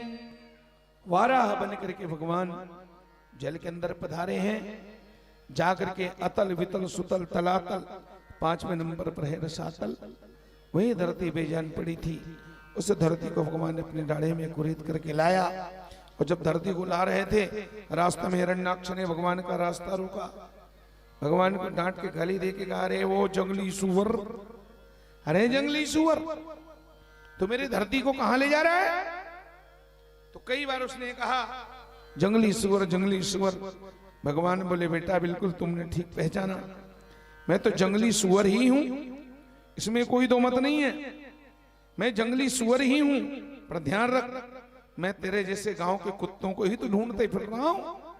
अगर तू सत्यम मयम वो वन गोचरा मृगा युष्मत विधान मृगी ग्राम सिंगान, तू गांव का शेर है रे, और मैं तो जंगली सुअर हूं, तेरे जैसे गांव के कुत्तों को ही मैं ढूंढते फिर रहा हूं। अगर एक बार तो मेरे हाथ लगा जाए ना तो फिर तेरी खैरियत नहीं, पर अभी नहीं, क्योंकि मेरे डाढ़े पर धरती रखी हुई है, पहले इसको यथा स्थान रख दूं, फिर बेटा मैं तुम्हारे साथ और दो दो हाथ करूंगा। भगवान ने जल के ऊपर लाके धरती को स्थापित किया। कौन से धरती को? जिसपे हम लोग बैठे हैं, यही वो धरती है जो रसातल में कभी चली गई थी। मेरी माताओं ये जल के ऊपर में रखी है, समझ गए? नीचे पानी पानी है और पानी के ऊपर में धरती रखी है। ये डगमगाए मत, हिले मत। पानी के ऊपर में कोई भी बर्तन को आप रखते हो, जहां एक तरफ झुका कि सीधे क्या होता है, बैलेंस बिगड़ा तो सीधे जल के अंदर समा जाता है। और पानी के अंदर धरती रखी है, इधर उधर घूमने न पाए, बैलेंस मत बिगड़ी। इसलिए भगवान ने क्या किया है, धरती को दबा के रखने के लिए बड़े बड़े पहाड़ों को बनाया है। ये पहाड़ का नाम क्या है जानते हो? संसार में जितने पहाड़ हैं इसका नाम है भूधर है। क्या नाम है इसका? नाम है भूधर। भू मने भूमि को धरने वाला, दबा के रखने वाला। ये पहाड़ पर्वत इसको दबा के बैठे हैं ताकि इसका बैलेंस बिगड़े मत, डगमगाए मत। ये सब पहाड़, इसलिए पहाड़ रखा गया है। इस पहाड़ क्यों बनाए भगवान ने? अरे ये पानी के ऊपर में धरती तैर रही है, तैरते तैरते कहीं बैलेंस बिगड़ के आगे पीछे हो गई तो हम तो सब मर जाएंगे, हैं? इसलिए पहाड़ों को भगवान ने बना करके इसको दबा के बिठाया है, इसका बैलेंस बिगड़ने ना पाए। इसलिए पहाड़ पर्वतों की रचना, इसका नाम है भूधर। सजनो मेरी माता और बहनों, कनक भूधराकार शरीरा है। तो ये सब भाव है। और धरती के ऊपर में फिर हम सब लोग बैठे हैं। धरती नहीं होती तो कल्पना करो हम कहां होते। फिर भगवान गए। यहां राजा परीक्षित ने एक प्रश्न किया, महाराज ये हिरण्याक्ष दैत्य कौन है? देखो बात पूरी नहीं हुई और तब से प्रश्न छोड़ा, ये हिरण्याक्ष दैत्य कौन है महाराज, जिसको भगवान ने 12 रूप लेकर के मारा। सुखदेव भगवान कहते हैं ए तो दो पार्षदो मह्यम जयो विजय एवचा। भगवान वैकुंठनाथ विष्णु के 2 द्वारपाल नाम है जय और विष्णु भगवान के 2 द्वारपाल नाम है जय और विजय। एक बार यही ब्रह्मा के 4 मानस पुत्र सनकादिक और बद्री नारायण के पुजारी चारों भाई भगवान विष्णु के दर्शन करने के लिए बैकुंठ गए। और जब बैकुंठ गए सज्जनों, तो इन दोनों भाइयों ने, जय विजय ने अभिमान में आकर के चारों भाइयों को भगवान के दर्शन से रोक दिया। छोटा बच्चा जान के उम्र का था नहीं लगा पाए, लेकिन यह भी कम नहीं है, इन्होंने भी श्राप दे दिया। छोटा बच्चा समझ के हमको ना इतरा नारे दिखा देते हैं, छोटे में क्या दम है। बहुत अनुनय विनय किया सनकादिकों ने, कहा भगवान का दरवाजा भक्तों के लिए सदा खुला होता है। तुम भगवान के भक्त हो, तुम उनकी और द्वारपाल हो, और तुम इस तरह से हरकत क्यों करते हो? तुम्हारे भगवान साधु संतों का कितना सम्मान करते हैं और तुम हमारा अपमान कर रहे हो। अरे हम भगवान से मिलने जा रहे हैं, कोई मांगने नहीं जा रहे हैं। दोनों भाई द्वारपाल बोले गेट आउट, सैल्यूट मारा नहीं और अंदर जा रहे हैं। किसको पूछ के अंदर जा रहे हैं? बहुत अनुनय विनय किया, बहुत विनती की, बहुत गिड़गिड़ाए। अरे भैया हम तो केवल दर्शन के लिए जा रहे हैं, का कपड़ा तन में पहना नहीं, ऐसे चले जाओगे? और अपमान पे अपमान करते रहे। अंत में सनकादिकों का धैर्य जवाब दे गया और सनकादिकों ने कहा बैकुंठ में रहते हो और भेद करते हो, साधु संतों का अपमान करते हो, तुम बैकुंठ में रहने के काबिल नहीं हो। जाओ 3 जन्मों तक राक्षस बनकर के तुम धरती में जन्म लो, घोर श्राप दे दिया सके, तुम बैकुंठ में रहने के काबिल नहीं, तुम्हारा स्वभाव तो असुर जैसा है, इसलिए 3 जन्मों तक राक्षस बनो। जब श्राप दिया तो सारा पावर खत्म, उतर गया गुमान। मेरी माता और बहनों, और दोनों भाई गिड़गिड़ाने लगे, महाराज ये क्या किया आपने, हमें श्राप क्यों दे दिया? सनकादिक बोले, तुमने रास्ता क्यों रोका? हम जब कितने बार से कह रहे हैं, भक्त के लिए भगवान का दरवाजा 24 घंटा खुला होता है, ये नियम किसी और के लिए लागू करना। अरे बेटा, अब कहते हो श्राप क्यों दे दिया? मरो, जाओ, 3 जन्मों तक तुम राक्षस बन के धरती में जन्म लो, ये हमारा घोर श्राप। सारा अहंकार खत्म, जो गरज रहे थे ना वो गिड़गिड़ाने लग गए। इनके झगड़े की आवाज सुन करके भगवान बैकुंठनाथ बाहर आए, बैकुंठ से निकल के देखे यहां तो द्वंद चल रहा है। भगवान ने डांट करके द्वारपालों से कहा, अरे साधु संतों से क्यों बकवाद कर रहे हो, क्या हो रहा है? हमारा जिनको संत मत बोलो, ये लोग संत के वेश में असंत हैं, इन्होंने हमें श्राप दिया। भगवान बोले श्राप दिया? साधु महात्मा किसी को श्राप नहीं देते, साधु संत हमेशा सबको आशीर्वाद देते हैं। हमारा इन्होंने आशीर्वाद नहीं दिया, इन्होंने हमें श्राप दिया। भगवान ने कहा श्राप दिया, इससे सिद्ध हुआ कि तुमने कुछ न कुछ गड़बड़ किया। क्या गड़बड़ किया? बोले हमने कुछ नहीं किया, यही तो जीव का स्वभाव है। जीव कितना भी गलती करे लेकिन वो कभी अपनी गलती को कबूल कहां करता है, वो बार बार सफाई देता है, हमने कोई गलती नहीं किया, हम निर्दोष हैं। तो फिर श्राप कैसे दे दिया? कहा बिना कारण के, बिना कारण के श्राप दे ही नहीं सकते। सज्जनों, भगवान ने ध्यान लगा करके देखा, गड़बड़ किया था, संतों का अपमान किया था। भगवान ने पूछा अच्छा कुछ नहीं किया तो क्या किया? बोले कुछ नहीं किया, इनको भीतर जा रहे थे तो रोक दिया। महाराज हमने रोका है। भगवान बोले यही तो तुम्हारी गलती है, क्यों रोका तुमने? है तुमको इतनी पता नहीं है, संसार में नारायण नाम का जो डंका बज रहा है इन्हीं संतों के कारण। ये मेरे विज्ञापन दाता हैं, अगर संत न होते तो दुनिया में भगवान को कौन जानता। भक्त और भगवान के बीच में बाप बेटी का संबंध है। राम भक्त के पिता हैं और भक्त राम के पूत। भगत न होते जगत में तो रहते राम निपुण। जाओ, तुमने गलती किया, जैसे किया है अपने कर्मों का फल भरो। जाओ जाओ जाओ जाओ जाओ, मरो मरो मरो मरो मरो। मैं क्या करूं? तुमने संतों का अपमान किया, जाओ मरो। और भगवान ने जब साफ हाथ झाड़ दिया तो दोनों भाई चिल्ला के बोले वाह प्रभु है। मतलब का है ये दुनिया है, यहां कौन किसी का होता है? धोखा तो वही देते हैं जिस पे एतबार होता है। आप इतने मतलबी हो गए। स्वामी होकर के आपको हमारे प्रति शौक दिखाना चाहिए, दुलार माया दिखाना चाहिए, और आप ही कहते हैं मरो मरो मरो। तो अब तो मरना ही मरना है? लेकिन एक बात आप भी सुन लो प्रभु, हम तो मरेंगे ही मरेंगे, लेकिन हम आपको छोड़ने वाले नहीं है। अरे बाबा, भगवान को कह दिए हम आपको छोड़ने वाले नहीं है। बोले क्या करोगे? क्या करोगे तुम? क्या करेंगे? हम कोर्ट में नालिश करेंगे। और क्या करेंगे? कैसे नालिश करोगे? क्या आधार है? बोले बहुत बड़ा आधार है प्रभु। कोई आदमी ड्यूटी करते करते ड्यूटी पीरियड में उसके साथ कोई हादसा हो जाता है, कोई एक्सीडेंट हो जाती है, तो उसकी सारी भरपाई कौन करता है? सरकार करती, सरकार जिम्मेवार होती।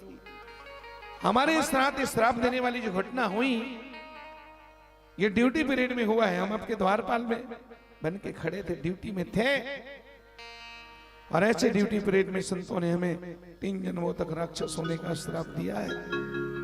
हम तो न्याय के लिए गुहार करेंगे और आपको भी कटघरे में खड़े कर देंगे। हैं? तो भगवान मुस्कुरा के बोले भैया कोर्ट कचहरी की बात छोड़ो। अरे पेशी लड़ते लड़ते पिसा जाओगे, मर जाओगे, कभी जीत नहीं पाओगे। हैं? लड़ाई में तो द्वंद है, अशांति है। एक काम करो, तुम समझौता कर लो। हैं? समझौता करो, तुम आपस में कंप्रोमाइज करो। कौन कराए? भगवान बोले मैं हूं ना। और भगवान ने कहा चलो मैं समझौता करा देता हूं। तुम दोनों मेरे लिए बराबर हो। जितने संत मेरे और चाहते हैं संतों का जितने मन में प्रति मेरे भाव है, तुम भी मेरे दुलारे हो, संत मेरे प्यारे हैं, तो तुम तो मेरे लिए दोनों बराबर, तुम दोनों आंखें का तारे। चलो मैं समझौता कराता हूं। दोनों भाई तैयार हो गए, बोले चलो समझौता करा दो। कैसे समझौता कराओगे? भगवान बोले सुनो, संतों ने तुम्हें क्या श्राप दिया? बोले हमें 3 जन्मों तक राक्षस होने का श्राप दिया है। भगवान बोले ऐसे? तो 3 जन्मों तक तुम्हें राक्षस होने का श्राप दिया है, तो जाओ मैं तुम्हें वचन देता हूं, संतों के श्राप से धरती में तुम्हारा 3 बार जन्म होगा, तो मेरे द्वार पर लो, मैं तुम्हें आश्वासन देता हूं, तुम्हारे उद्धार के लिए धरती में मैं 4 बार जन्म लेकर के, अवतार लेकर के मैं प्रकट होऊंगा। बोलो भक्तवत्सल भगवान की जय। दोनों भाई बोले महाराज ये बात तो हजम नहीं हुई सर, बात कुछ हजम नहीं हुई है। तो भगवान बोले हजमोला लो है? अरे महाराज हम 3 बार जन्म लेंगे तो आप 4 बार कैसे आओगे? ये समस्या परे है। हम 3 बार जन्म लेंगे, आप 4 बार कैसे आओगे? भगवान ने कहा सुनो, संतों के श्राप से धरती में तुम्हारा 3 बार जन्म होगा। सतयुग में तुम हिरण्यकश्यप हिरण्याक्ष बन के जन्मोगे। सतयुग तुम्हारा पहला जन्म, तो दोनों भाई को उद्धार के लिए मैं सतयुग में 2 अवतार लेकर के आऊंगा। हिरण्याक्ष के लिए मैं वाराह बन के आऊंगा और हिरण्यकश्यप के लिए नरसिंहनाथ बन करके प्रकट हो जाऊंगा। सतयुग तुम्हारा पहला जन्म और मेरे 2 अवतार वाराह और हिरण्य और नरसिंहनाथ। सतयुग बीतेगी, आएगी त्रेता, तो त्रेता में तुम दोनों भाई पुनः फिर जन्मोगे। त्रेता तुम्हारा दूसरा जन्म, वहां तुम रावण और कुंभकर्ण बन करके जन्म लोगे। तो तुम्हारे उद्धार के लिए मैं स्पेशल श्री राम रूप में प्रकट होऊंगा। त्रेता तुम्हारा दूसरा जन्म और राम मेरा तीसरा अवतार। त्रेता बीतेगी, आएगा द्वापर, तो द्वापर में तुम्हारा तीसरा जन्म होगा दंत वक्र और शिशुपाल के रूप में।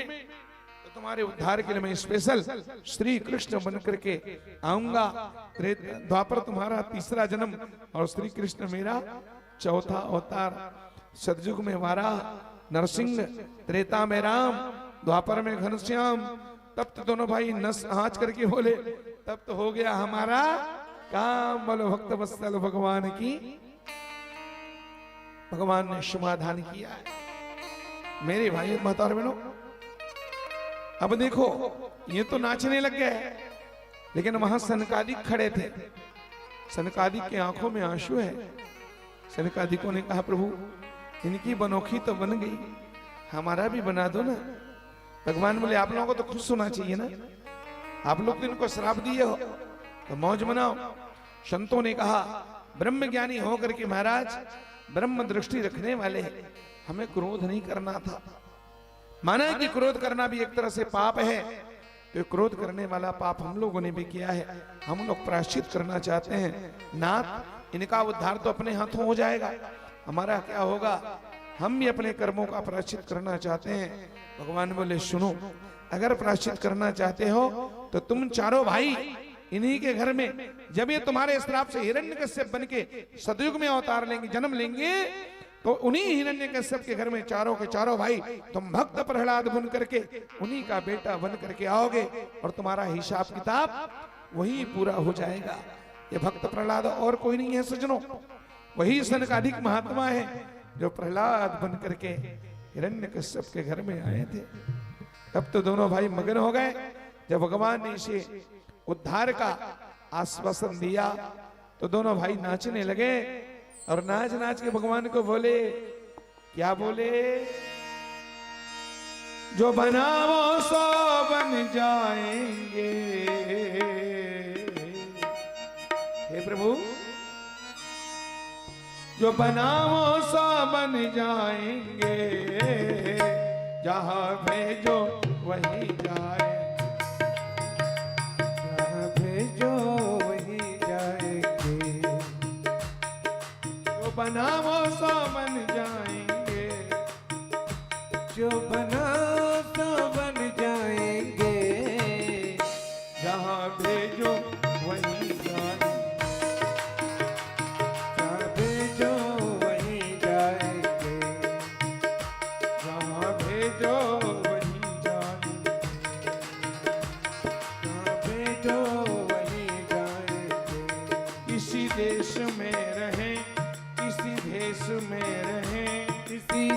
में रहे, किसी देश में रहे, किसी देश में रहे, किसी भेष में रहे, किसी देश में रहे, किसी देश में रहे, पर तुम्हारे ही कहलाएंगे, पर तुम्हारे ही कहलाएंगे। जिधर भेजो उधर जाएंगे, भेजो उधर जाएंगे, जो बनाओ तो बन जाएंगे, बनाओ सो बन जाएंगे। जिधर भेजो उधर जाएंगे। भेजो उधर जाएंगे।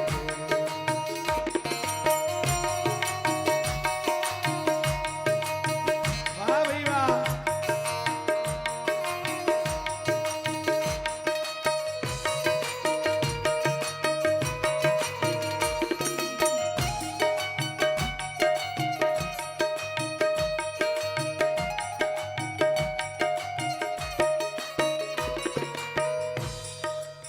कितना बढ़िया म्यूजिक है, सटीक।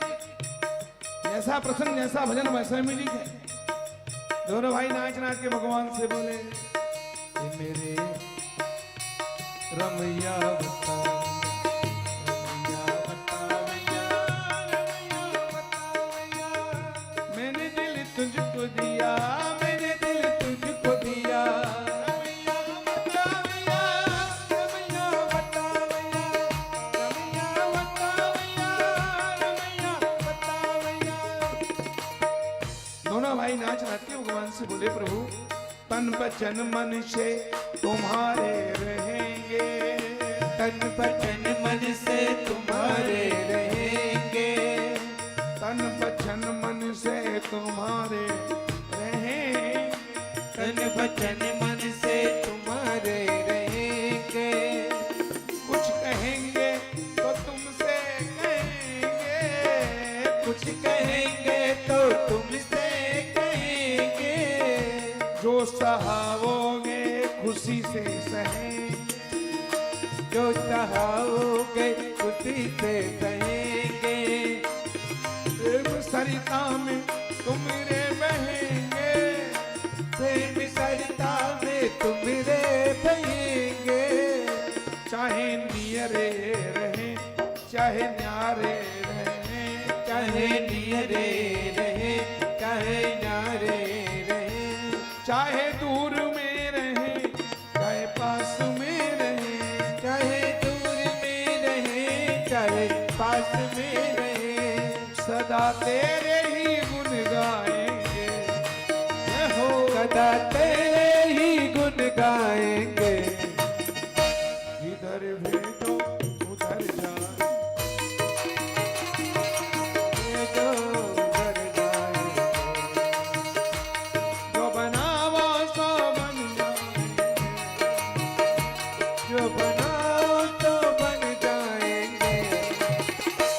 इधर भेजो उधर जाए, भेजो उधर जाएंगे।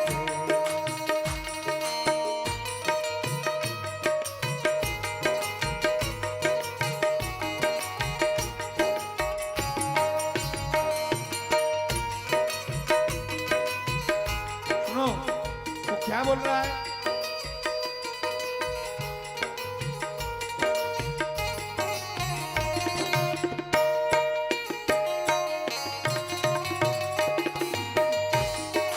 देर न हो जाए प्रभु, देर न हो जाए, देर ना हो जाए, कब आओगे, कब आओगे,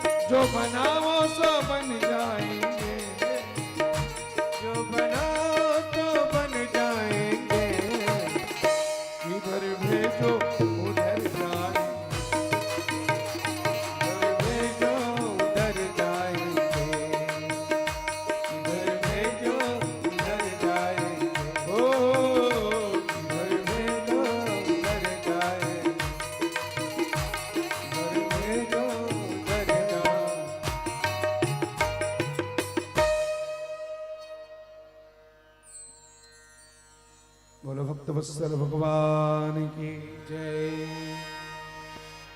बोलो भागवत महापुराण की। की जय।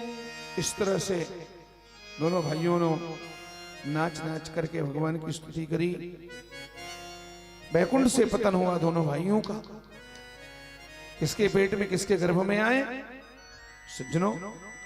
भगवान ब्रह्मा के पुत्र मरीचि ऋषि के पुत्र कश्यप ऋषि की पत्नी दिति के गर्भ में दोनों भाई पुत्र बनकर के सचर गए।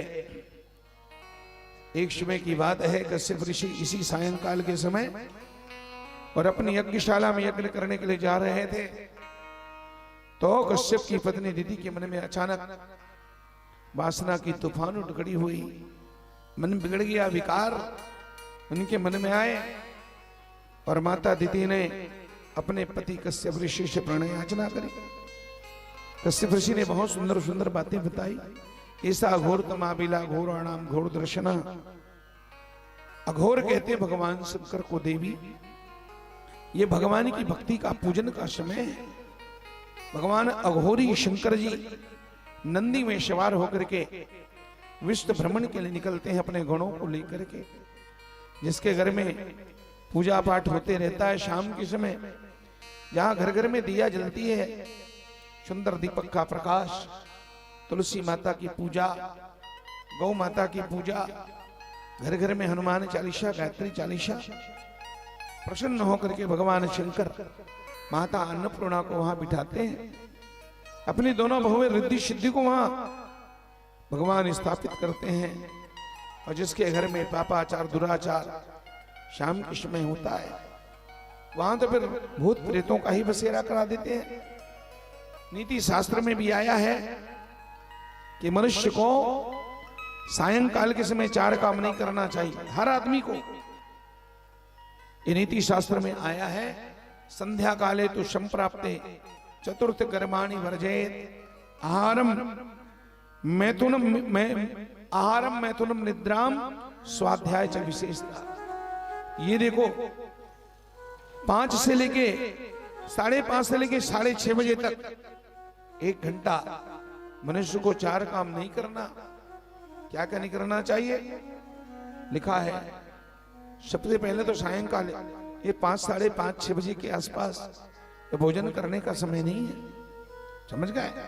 भोजन नहीं करना चाहिए है? शाम के समय भोजन नहीं करना। भोजन करने के लिए 12 बजे 1 बजे 1:30 बजे तक का समय बहुत अच्छा है। उस समय खाया पिया हुआ समय से पच जाता है। सज्जनों मेरी माताओं, तो शाम के समय भोजन नहीं करना। दूसरा है सज्जनों निद्रा। शाम के समय ये कोई समय सोने का समय है क्या? बोलो, शोभा देता है 5 से 6 बजे 6:30 बजे के बीच में? छोटे बच्चे हैं और अथवा बहुत बुजुर्ग माता पिता है, वृद्ध हैं, अशक्त हैं, जर्जर हैं, बीमार हैं, रुग्ण हैं, उनके लिए छूट है। लेकिन जो लोग स्वस्थ हैं उनको कभी भी, और खास करके बहू बेटियों को तो और विशेष ध्यान देना है। आप तो घर की लक्ष्मी हो मेरी बहनों, आपको घर की लक्ष्मी कहते हैं, गृह लक्ष्मी हो। हाँ, आपको तो बिल्कुल शाम के समय सोना नहीं। सोने के लिए तो भगवान ने रात्रि बनाया है। वैसे दिन में किसी को सोना नहीं चाहिए, आराम भले कर सकते हो आप, है ना? 60-65 साल के बुजुर्गों को छोड़ करके भोजन किए हो, काम किए हो, खेत से आए हो, थके हो, 1-8 घंटा बिस्तर पे आराम करो। बिस्तर पे पड़े रहो लेकिन नींद नहीं लगना चाहिए, वो आराम। और यहां तुम डबल बेड के पलंगी तोड़ के घर्राटा नाक बजा बजा के 4-5 घंटा खींच के सो रहा है, फिर कहते हो आराम कर रहे हैं। गड़बड़ हो जाएगा ना। ये आराम नहीं तो हराम है। शाम के समय भोजन नहीं करना, शाम के समय निद्रा नहीं लेना, शाम के समय स्वाध्याय नहीं करना। पढ़ने के लिए 4 बजे तक का समय काफी अच्छा है। शाम के समय अगर तुम पढ़ते हो तो आंखों में बल पड़ता है, नजर में बल पड़ता है। और शाम के समय चौथा अनिवार्य काम है सबसे, शाम के समय माताओं संतान पैदा नहीं करना चाहिए, गर्भ धारण नहीं करना चाहिए। अगर ऐसा कर लिया तो फिर क्या होगा? तो उसका दुष्परिणाम ने बताया। एक्शन का रिएक्शन तो होना ही होना है। उसका रिएक्शन ये होता है, आहारे जायते व्याधि, शाम को भोजन करोगे तो बीमारी बढ़ेगी, उस समय खाया हुआ पचेगा नहीं, पेट में जाके सड़ेगा। पचने में और सड़ने में अंतर है, समझा है? हाँ, मेरी माता शाम का खाया हुआ भोजन पेट में पचता नहीं है, सड़ता है। तो जब सड़ता है तो वहां से सड़ांध पैदा होती, एसिडिटी, खट्टी डकारें, घुटनों में आ गया तो घुटनों में दर्द, सिर में आ गया तो आधा सिर दर्द करेगा पक्का। आहारे जायते व्याधि, शाम को भोजन करोगे तो रोग बढ़ेगा। निद्रा हैते लक्ष्मी, शाम के समय अगर तुम पांव पसार करके लंबा पांव दे करके रगड़ के 3-4 घंटा सोते हो तो घर की लक्ष्मी जब सोती है तो घर की धन लक्ष्मी रूठ करके भाग जाती है, वहां लक्ष्मी टिकती नहीं है। इसलिए माताओं से, मेरी बहनों से निवेदन है, आराम करो, पर ये नाक बजा करके शाम के समय मत सो। हाँ, भोजन करने से व्याधि बढ़ती है, रोग बढ़ता है। घर में पांव पसार के सोने से लक्ष्मी रूठ के चली जाती है। स्वाध्याय करने से मरणम भवे, कभी कभी मृत्यु भी हो जाती है, ऐसा लिखा है। आंखों में बल पड़ेगा, आंख में भार आएगा, जोर पड़ेगा तो चश्मा लगेगी, गड़बड़ हो जाएगा ना। शरीर का सबसे बड़ा कीमती अंग अगर वो खराब हो जाए तो मुश्किल है। और चौथा है, अगर संतान पैदा करते हो आप तो क्रूर गर्भाशय में थूने, शाम के समय जो स्त्री गर्भवती होती है उसके गर्भ से सज्जनों राक्षस पुत्र पैदा होते हैं।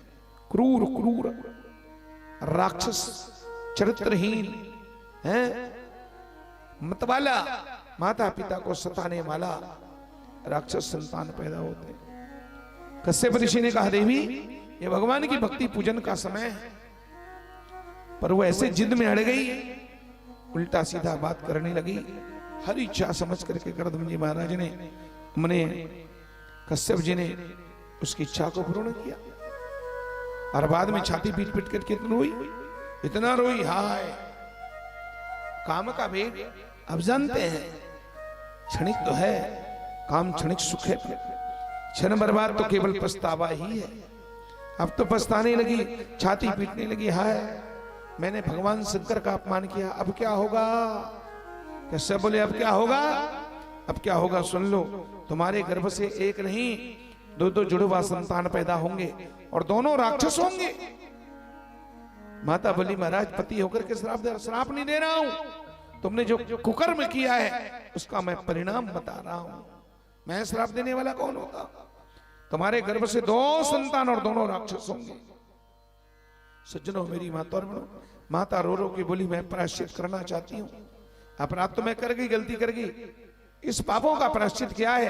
करदा महाराज कश्यप बोले, पापों का दुनिया में कोई प्रायश्चित नहीं है, और यदि प्रायश्चित है तो उसका एकमात्र नाम है पश्चाताप।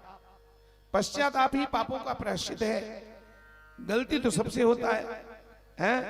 गलती होना प्रकृति है और गलती को कबूल करना यही संस्कृति है, और गलती को सदा के लिए सुधार लेना यही जीवन की प्रगति है। गलती किससे नहीं हुआ है? सबसे होता है। तो गलती कर रही हो तो पश्चाताप करो और ऐसे वादा करो, ऐसे प्रतिज्ञा लो, ये गलती जीवन में फिर दोबारा नहीं होना चाहिए। तब तो तत्काल तुम्हारी गलती माफ हो जाती है। लेकिन तुम फिर कसम खाते हो, फिर गलती करते हो, फिर कसम खाते हो, फिर भट्टी में चले जाते हो,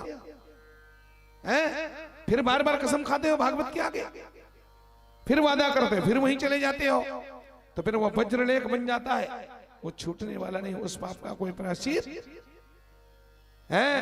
एक बार प्रतिज्ञा किया, अब गर्दन कटे तो कटते मर जाऊं, लेकिन दोबारा इस गलती को नहीं दोहराऊंगा, जिसके कारण मुझे रोना पड़ता है, जिसके कारण समाज में मेरी हंसी उड़ाई जाती है, मेरी बेइज्जती होती, क्यों ये काम करूं मैं? है जिसके कारण देखो आज मरते मरते बच्चा में मोटर में दब गया था, अभी तो हाथ पांव टूटे हैं, कभी प्राण भी छूट सकता है। तो जब गलती होगी तो समझ जाना चाहिए आदमी को। पर मनुष्य है कि वो सुधरने का नाम नहीं लेता, फिर वही गलती, फिर थोड़ा सा ठीक हुआ, फिर वही गलती। पापों का प्रायश्चित है पश्चाताप। आदमी गलती करे और पश्चाताप करे, आज के बाद ये गलती दोबारा नहीं करूंगा, तत्काल भगवान उससे माफ कर देते हैं, चलो ठीक है। माता पश्चाताप करने लगी, समय बीता और उसी माता दीदी के गर्भ से 2 संतान पैदा हुए। क्या नाम है? गोस्वामी जी कहते हैं, द्वारपाल हरि के प्रिय दो जय अरु विजय गान सभी को, अरु विजय गान सभी को। विप्र श्रापिते दोनों भाई, विप्र शाप से दोनों भाई, तामस असुर देह तीन पाई। तामस असुर देह तीन पाई। कनक कशिप हाटक अरुलोचने जगत विदित सुरपति मद मोचने, जगत विदित सुरपति मद मोचने। विजयी समर वीर विख्याता, विजयी समर वीर विख्याता। धरी बराह वपु एक निपाता। धरी बराह एक निपाता। बराह रूप लेकर के हिरण्याक्ष को मारा और पुनि नर हरि दूसरे पुनि मारा। जन प्रहलाद सुखद विस्तारा। जन प्रहलाद सुखद विस्तारा। मतलब भक्तवत्सल भगवान की जय। भगवान ने फिर दोनों भाइयों का और नाश किया है। सज्जनों, वाराह रूप लेकर के हिरण्याक्ष को भगवान ने वध किया। मर्डर नहीं किया, वध किया। मर्डर और वध में बहुत अंतर है। व्यक्तिगत दुश्मनी में अगर किसी को मारा जाए तो वो मर्डर है, पर विश्व कल्याण के लिए, जगत कल्याण के लिए अगर किसी को मारा जाए तो वो मर्डर नहीं बल्कि वध है। उसने धरती को अपना, सारी धरती सबकी है, सबकी माता है धरती माता। धरती पे एकाधिकार करता है, कहता है मेरी धरती। सबे भूमि को पाल के, धरती किसी की नहीं है। तो भगवान ने उसका वध किया और नरसिंह बन करके भगवान हिरण्यकश्यप का वध करेंगे। किया नहीं, करेंगे 2 दिन बाद, जब उनकी कथा आएगी। परसों हम आपको सुना देंगे सज्जनों। तो इस तरह से, और ये कथा पूरी भई। थोड़ा सा 10 मिनट और रुके, 5 नहीं बजाए, समय से छोड़ेंगे हम। हाँ, मेरी माता और बहनों, भगवान ने फिर सृष्टि का विस्तार किया। ब्रह्मा जी ने, मनु महाराज ने, हम सब लोग मनु के संतान हैं। सृष्टि के आदि माता पिता माने जाते हैं। पहले नंबर का पुरुष का जोड़ा है ये मनु महाराज, और हम उसी मनु के संतान हैं। इसलिए हम सबका नाम क्या है? हाँ, हमारी जाति अलग अलग है, वर्ण व्यवस्था अलग है, शरीर की बनावट अलग है, कुल गोत्र अलग है, मजहब अलग है, वर्ण अलग है, पर उसके बाद भी हम सबका एक नाम है। हम हिंदू हैं, मुसलमान, सिख, ईसाई जो भी हैं, हम मनु के संतान हैं। इसलिए हम सबके एक ही नाम है। हम सब लोग पहले मनुष्य हैं, यही सनातन धर्म है। तो हिंदू मुसलमान बाद में हो, हम पहले मनुष्य हैं। हिंदू बने, एक गीत आया था, तो हिंदू बनेगा न मुसलमान बनेगा, इंसान की औलाद है इंसान बनेगा। पहले इंसान बनो, बाद में तुम जो भी बनोगे। इंसानियत से बड़ा कोई दुनिया में और दौलत नहीं है, यही सबसे बड़ा गुण है। इंसान बनो प्यारे, हिंदू मुसलमान तो बाद में बनोगे तुम। इंसानियत होनी चाहिए। शकल हमारा इंसान का जैसा है तो स्वभाव भी हमारा इंसान जैसा है। लेकिन यहां तो उल्टा हो रहा है। इंसान के रूप में कितने शैतान घूम रहे हैं समाज में, ये अच्छी बात नहीं है। तो इस तरह से और मनु महाराज ने अपनी पत्नी शत्रुपा के माध्यम से 5 संतान को जन्म दिए। उसमें 3 बेटी है, 2 बेटा है। मनोस्तु शत्रुपायाम त्रिशः कन्याश्च भारत आकूतिर देवहूतिश्च प्रसूतिरिति वस्तुता। भगवान सुखदेव जी महाराज ने परीक्षित को कथा सुनाते हुए कहा, महाराज स्वयंभू मनु के और माता शत्रुपा के 5 संतान हुए, 3 बेटी है और उसमें 2 बेटा है। बेटों की कथा तो बाद में आती है, बेटियों की कथा पहले है। बड़ी बिटिया का नाम है आकुति, मझली बेटी का नाम है देवहूति और सबसे छोटी बिटिया का नाम है प्रसूति। आकुति, देवहूति, प्रसूति। सज्जनों, आकुति नाम की बेटी को मनु महाराज ने और रुचि नाम के प्रजापति के साथ किया, उनको कन्यादान किया। तो आकुति का विवाह रुचि के साथ हुआ तो इनके घर में वही जगत पिता भगवान नारायण माता आकुति के गर्भ से यज्ञ भगवान बनकर के यज्ञ नारायण के रूप में प्रकट हुए। सज्जनों, बोलो यज्ञ नारायण भगवान की जय। यज्ञ भी नारायण का ही स्वरूप है। भगवान के 24 अवतारों में एक अवतार है यज्ञ अवतार, समझे? जैसे बद्री नारायण, जैसे सत्य नारायण, जैसे नर नारायण, ठीक इसी तरह भगवान का नाम है यज्ञ नारायण। यज्ञ भी नारायण का स्वरूप है सज्जनों। और भारत यज्ञ प्रधान संस्कृति वाला देश है। भारत में युगों युगों से संसार में और कहीं यज्ञ नहीं हुआ। ध्यान रखो, उनकी संस्कृति ये नहीं है, वो भोगवादी हैं, भोग ही उनके जीवन का लक्ष्य है। वहां धर्म नहीं है। विदेशों में धन तो है मगर धर्म और शांति धन में नहीं है, शांति धर्म में है, शांति यज्ञ में है, शांति कथा प्रवचन में है, शांति भगवान की भक्ति में है। विदेशों में शक्ति तो है पर भक्ति कहां है? रूस के पास शक्ति तो है लेकिन आज शक्ति वाले आपस में एक दूसरे को मरने मिटाने के लिए लड़ रहे हैं। विचार करो, भारत में भक्ति है सज्जनों, मेरी माता बहनों, इसलिए भारत महान है। तो भाव ये है कि मनु महाराज की 3 बेटी, बड़ी बेटी का नाम आकुति, उसके गर्भ से भगवान यज्ञ बनकर के प्रकट हुए। भारत यज्ञ प्रधान देश है। बड़े बड़े यज्ञ हमारे पुराणों में, अरे बाप रे, एक राजा हुई, इसी भागवत में वर्णन आता है। प्राचीन बरही नाम के राजा ने इतना यज्ञ किया, इतना यज्ञ किया था अपने जीवन में, पूरी धरती कूश से पट गई थी सज्जनों। जिधर देखो उसी कुछ, इतना यज्ञ किया था। ऐसे यज्ञ प्रधान देश, आज विश्व के वैज्ञानिक हमारे देश के ऋषियों से हाथ जोड़ के प्रार्थना कर रहे हैं, भैया भारत में जो यज्ञ बंद पड़ा है उस यज्ञ को पुनर्जीवित किया जाए। हे भारत वालों, हे ऋषि मुनि महात्माओं, हे ब्राह्मण के और भारत के ब्राह्मणों, अपने यज्ञ को पुनः प्रकट कराओ। क्यों? क्योंकि अब ग्लोबल वार्मिंग की समस्या आ गई है। प्रदूषण का खतरा इतना बढ़ गया है कि अब दुनिया में ऑक्सीजन भी सही मात्रा में नहीं है। अब हवा भी शुद्ध नहीं माता, हवा अशुद्धि हो गई। बताओ, कार्बन की मात्रा इतनी बढ़ गई, प्रदूषण इतना बढ़ गया, मोटर गाड़ी, कल कारखाने, जिधर देखो धुआं ही धुआं है।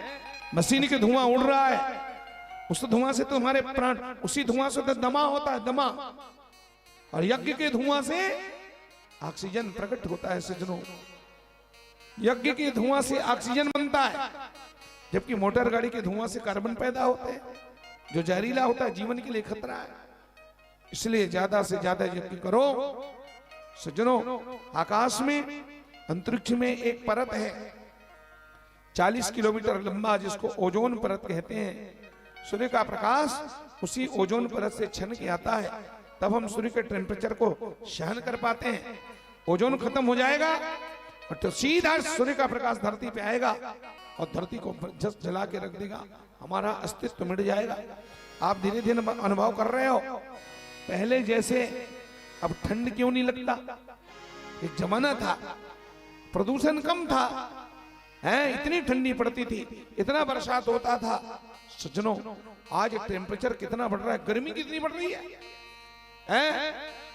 यहाँ नवंबर दिसंबर में इतना गर्मी लगता है भैया, वो कभी ठंडी आ गई इत्तेफाक से 2-4 दिन, बाकी गर्मी ही गर्मी है चारों तरफ। और चैत बैसाख के महीना में तो 45, 40, 47 तक है, राजस्थान में तो 50 डिग्री। अरे क्या कहना है। तो सज्जनों, इसके लिए यज्ञ बहुत जरूरी है। आर्य समाज में गाया जाता है, गायत्री परिवार में गाया जाता है, होता है सारे विश्व का कल्याण यज्ञ से, जल्दी प्रसन्न होते हैं भगवान यज्ञ से। सज्जनों, मेरी मातृगणों, ऐसा है। तो यज्ञ नारायण भगवान प्रकट हुए। मंझली बेटी का नाम है देवहूति। देवहूति का विवाह कर्दम ऋषि के साथ हुआ। कर्दम भगवान ब्रह्मा के पुत्र हैं। ब्रह्मा के छाया से कर्दम प्रकट हुए।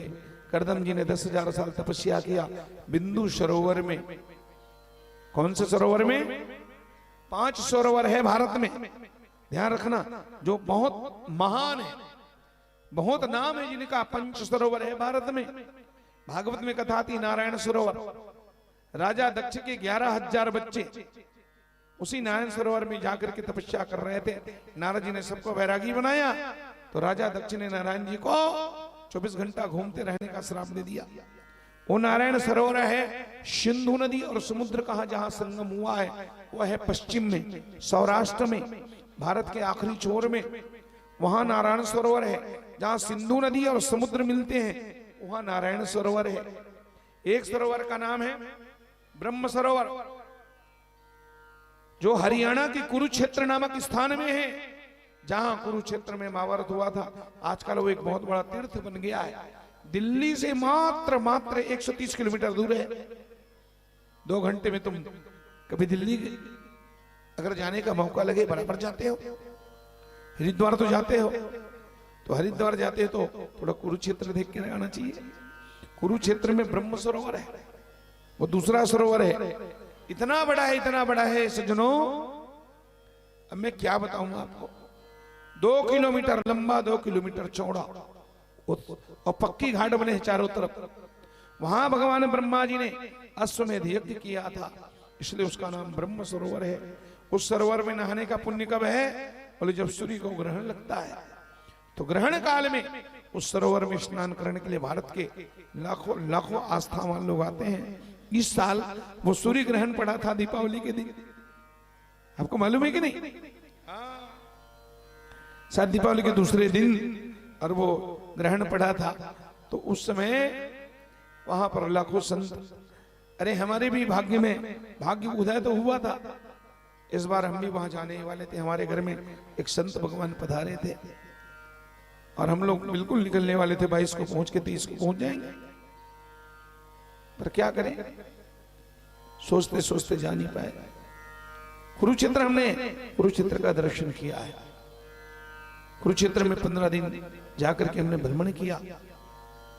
अद्भुत जगह है कुरुक्षेत्र। आज भी कृष्ण की गीता सुनाई देती है। अगर कान को सही लगाओ तो लगता है कि कृष्ण आज भी गीता का उपदेश कर रहे हैं। अद्भुत जगह है। तो एक है नारायण सरोवर, दूसरा ब्रह्म सरोवर कुरुक्षेत्र में, तीसरे सरोवर का नाम है पंपा सरोवर। शबरी ने राम से कहा, पंपा सरे जाऊ रघुराई, ताऊ यह सुग्रीव मिताई। वो उधर कर्नाटक में है, हम्पी जिला में। सज्जनों, वो है तीसरा। और पंपा सरोवर, चौथा सरोवर का नाम है मान सरोवर। वो तो सारे विश्व में प्रसिद्ध है। वो मान सरोवर अपना ही था, हमारा ही था, लेकिन दुर्भाग्य रहा इस देश के कर्णधारों ने।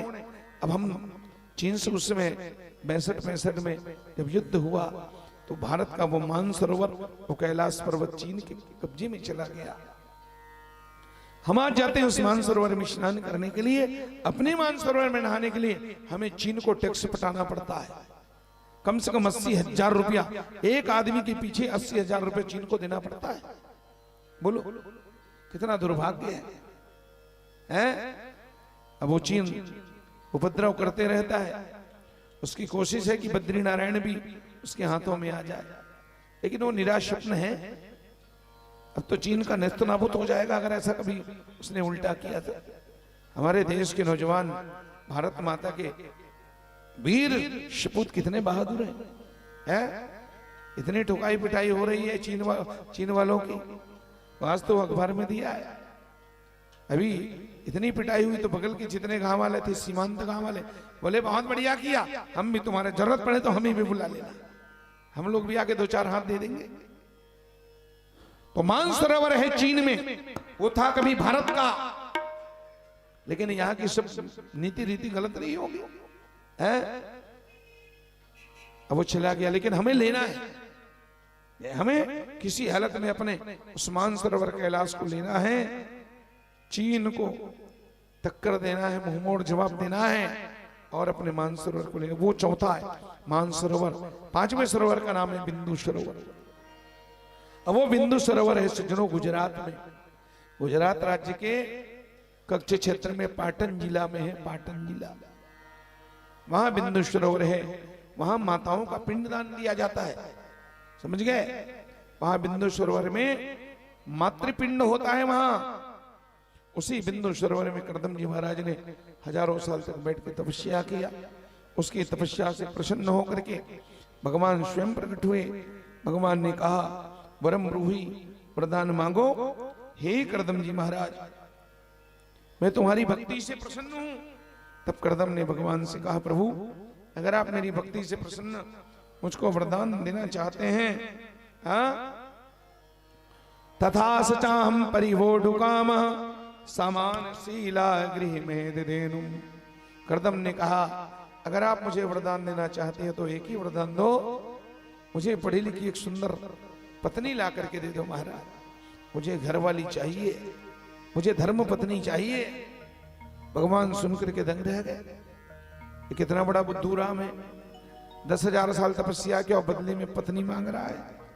करदम बोले पत्नी नहीं, धर्म पत्नी मांग रहा हूं महाराज। जब मेरा मन संसार की ओर भागे, विषय वासनाओं की ओर भागे, तो अपने सद्बुद्धि थी, अपने संस्कारों से जो मेरे मन को समझा बुझा के परमात्मा के चरणों में ले जाए, मुझे ऐसा धर्म पत्नी चाहिए। भगवान ने कहा एवमस्तु तथास्तु, तुम्हारे लिए हमने कन्या की व्यवस्था कर दिया है, तुम्हारी शादी परसों होने वाली है। करदम ने कहा मेरे होने वाले ससुर का नाम क्या है? पत्नी का नाम नहीं पूछा। भगवान कहते हैं प्रजापिता सुता सम्राट मनुर्विख्यात मंगला, विश्वविख्यात सृष्टि के आदि सम्राट मनु महाराज तुम्हारे होने वाले ससुर हैं, जिनकी मंझली बेटी का नाम देव होती है। यथा नाम तथा, और उनके गुण हैं, देवहूति के साथ तुम्हारी शादी होगी। है भगवान ने कहा हो गया वरदान, जाऊं? करदम बोले जाओ, लेकिन पहले वरदान दे को जाओ, पहले वरदान तो दे दो महाराज। भगवान ने कहा वरदान तो दे दिया ना। अरे वरदान कहा, ये तो आपने अपने तरफ से गिफ्ट दिया महाराज, हमने तो नहीं कहा था कन्या खोजने के लिए, हमने नहीं कहा था लड़की देख लेना।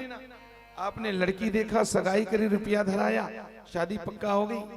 ये सब आपके तरफ से दिया हुआ गिफ्ट है। वरदान तो तब माना जाएगा जब मैं अपने मुंह खोल करके मांगू, जुबान से मांगू। भगवान बोले मांग ले। तो उसने कहा अगर आप मुझे वरदान देना चाहते हैं तो बस यही कहूंगा प्रभु मैं शादी तो करूंगा। जब आपने कन्या खोज दिया, सगाई पक्की हो गई, बात इतनी आगे बढ़ गई, मैं शादी तो करूंगा। भगवान ने कहा कब? करदम बोले महाराज कब? जब आप मेरे घर में बेटा बन के आओगे तब तो मैं शादी कराऊं। भगवान गदगद हो गए सज्जनों, और इतना जोर से हंसे माताओं। भगवान बोले बाप रे बाप, मैं इनको बुद्धू राम समझ रहा था भैया, ये बुद्धू राम नहीं, एक नंबर का बुद्धिमान है। इसके जैसा बुद्धिमान कौन होगा? जो जगत के बाप है, जगत पिता निर्गुण निराकार परमेश्वर को ये बेटा के रूप में देखना चाहता है, इसके जैसा बुद्धिमान कौन होगा? इतना हंसे भगवान खिलखिला के। और धन्य है उस करदम की भक्ति जिसने मेरे ठाकुर को हंसा दिया। सज्जनों भगवान की आंखों में आंसू निकल आए, खुशी के आंसू, और वही आंसू टपक पड़ा कुंड में। उस कुंड का नाम पड़ा है बिंदु सरोवर। उस कुंड में भरा हुआ जल बादल का जल नहीं है प्यारे, उसमें भगवान के कृपा के आंसू भरे हुए हैं। असाध्य बीमारियां उस कुंड में स्नान करने से बड़े बड़े असाध्य बीमारी खत्म हो जाती है।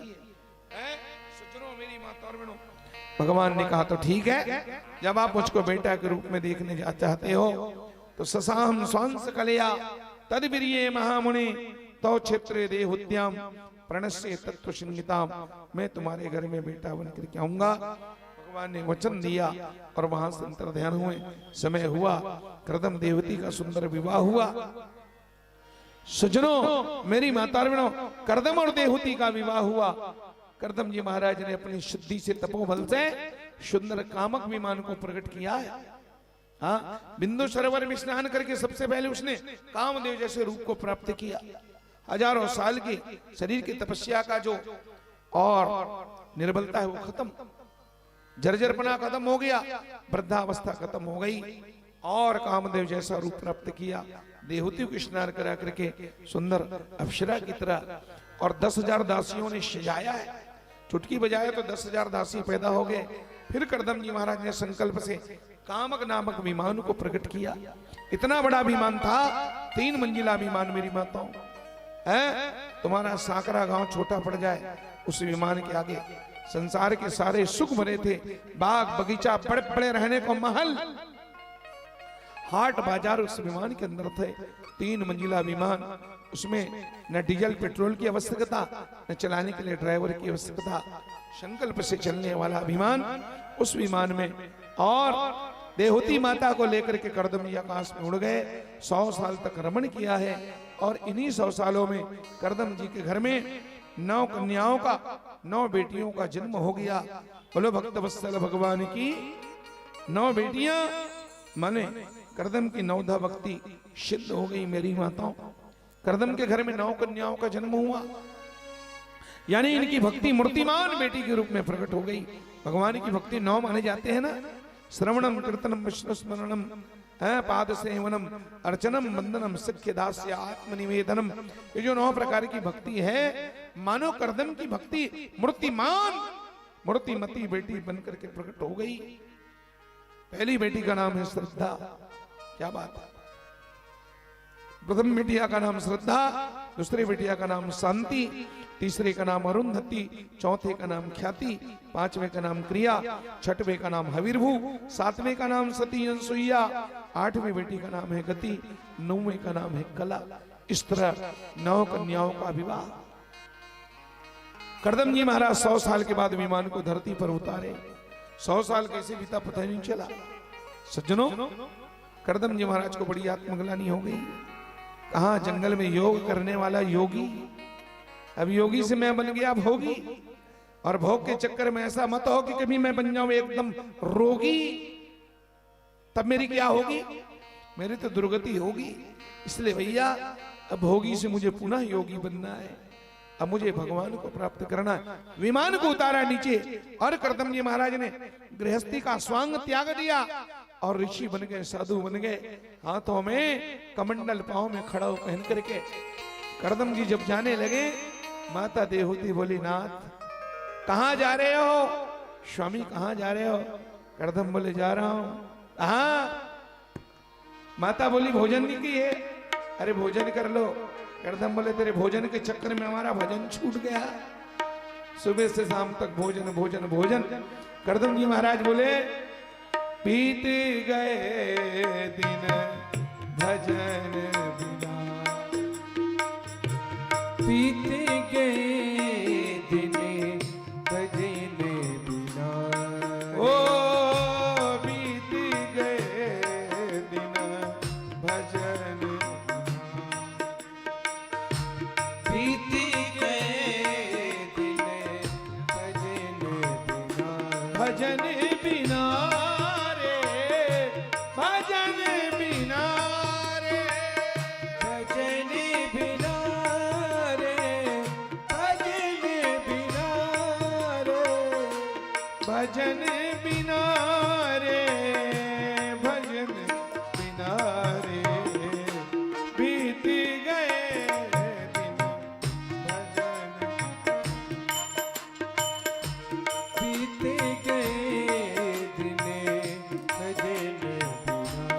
बाल अवस्था बचपन बीता खेल खेल में, भरी जवानी सोया। बचपन बीता खेल खेल में, भरे जवानी सोया। बचपन बचपन बीता खेल खेल में भरी जवानी सोया।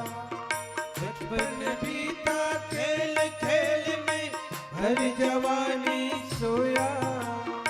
आई बुढ़ापा तब क्या सोचे क्या पाया क्या होया। आई बुढ़ापा तब क्या सोचे क्या खोया क्या पाया। देर नहीं है अब भी बंदे, तेरी नहीं है अभी भी बंदे। ले ले उसका नाम रे, बोलो राम सीता राम सीता राम सीता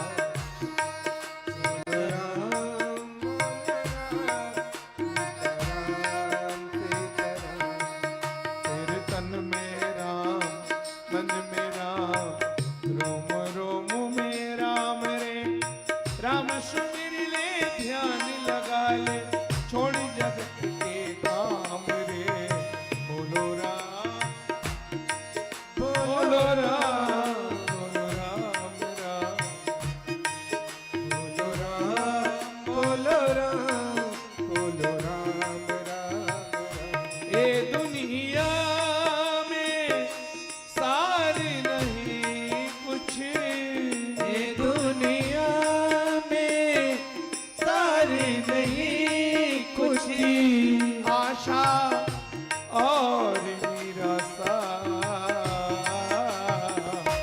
दुनिया एक तमाशा। दुनिया एक तमाशा।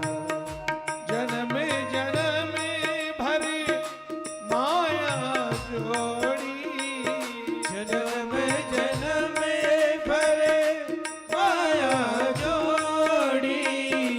फिर भी मिटे नहीं आशा, फिर भी मेरा मन आशा। फिर भी मेरा मन प्यासा। और तुम इतना कमा रहे हो, रात दिन जोड़ रहे हो किसके लिए हैं? बेटा बेटी बर, नाती नतरा बर। और नाती नतरा बर काहे के लिए मालूम है? जिस नाती पंथी के लिए तुम इतना पाई पाई जोड़ रहे हो, बस तुमको मरने दो फिर देखना। मरने के बाद देख लेना, वो पत्थर में धांस धांस के तुमको पाटेंगे हैं? और बेटा नाती, और बेटा नाती। हो और संगी औ साथी, और संगी साथी। तोर मरती तोला घर ले निकाले। और मरती तोला कर ले निकाले। खुद खुद दे ही माटी फाट गई और छाती। जन्मन लाते अपन मुंह के, जिन मन लाते अपने मुंह के। संगी खवाए निवाला, देखते ऊपर वाला, देखते ऊपर वाला। तू जो कमाया है, तू जो कमाया है, तू जो कमाया है, तू जो कमाया है। तू जो कमाया है वो दूसरा ही खाएगा। क्या लेके आया बंदे, क्या लेके जाएगा?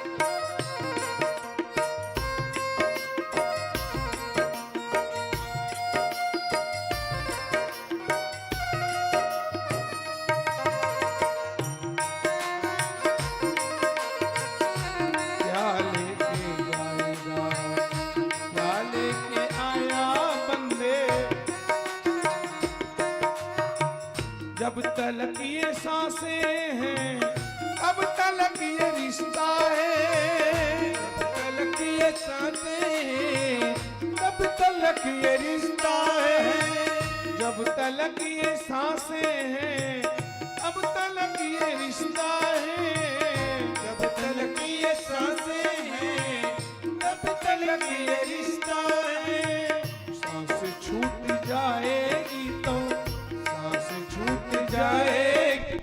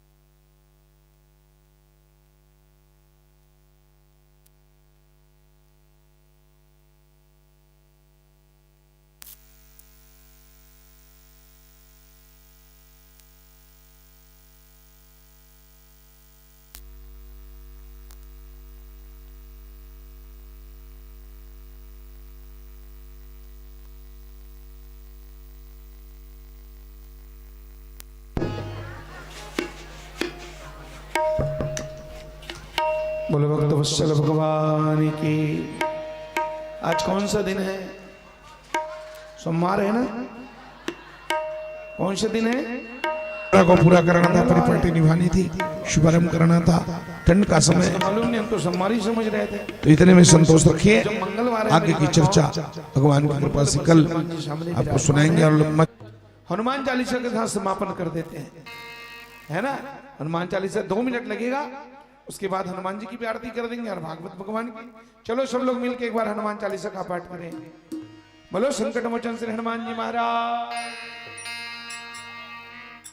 श्री गुरु चरण सरोज रज निज मन मुकुर सुधार। वरुणो रघुवर विमल यश जोदायक फल बुद्धि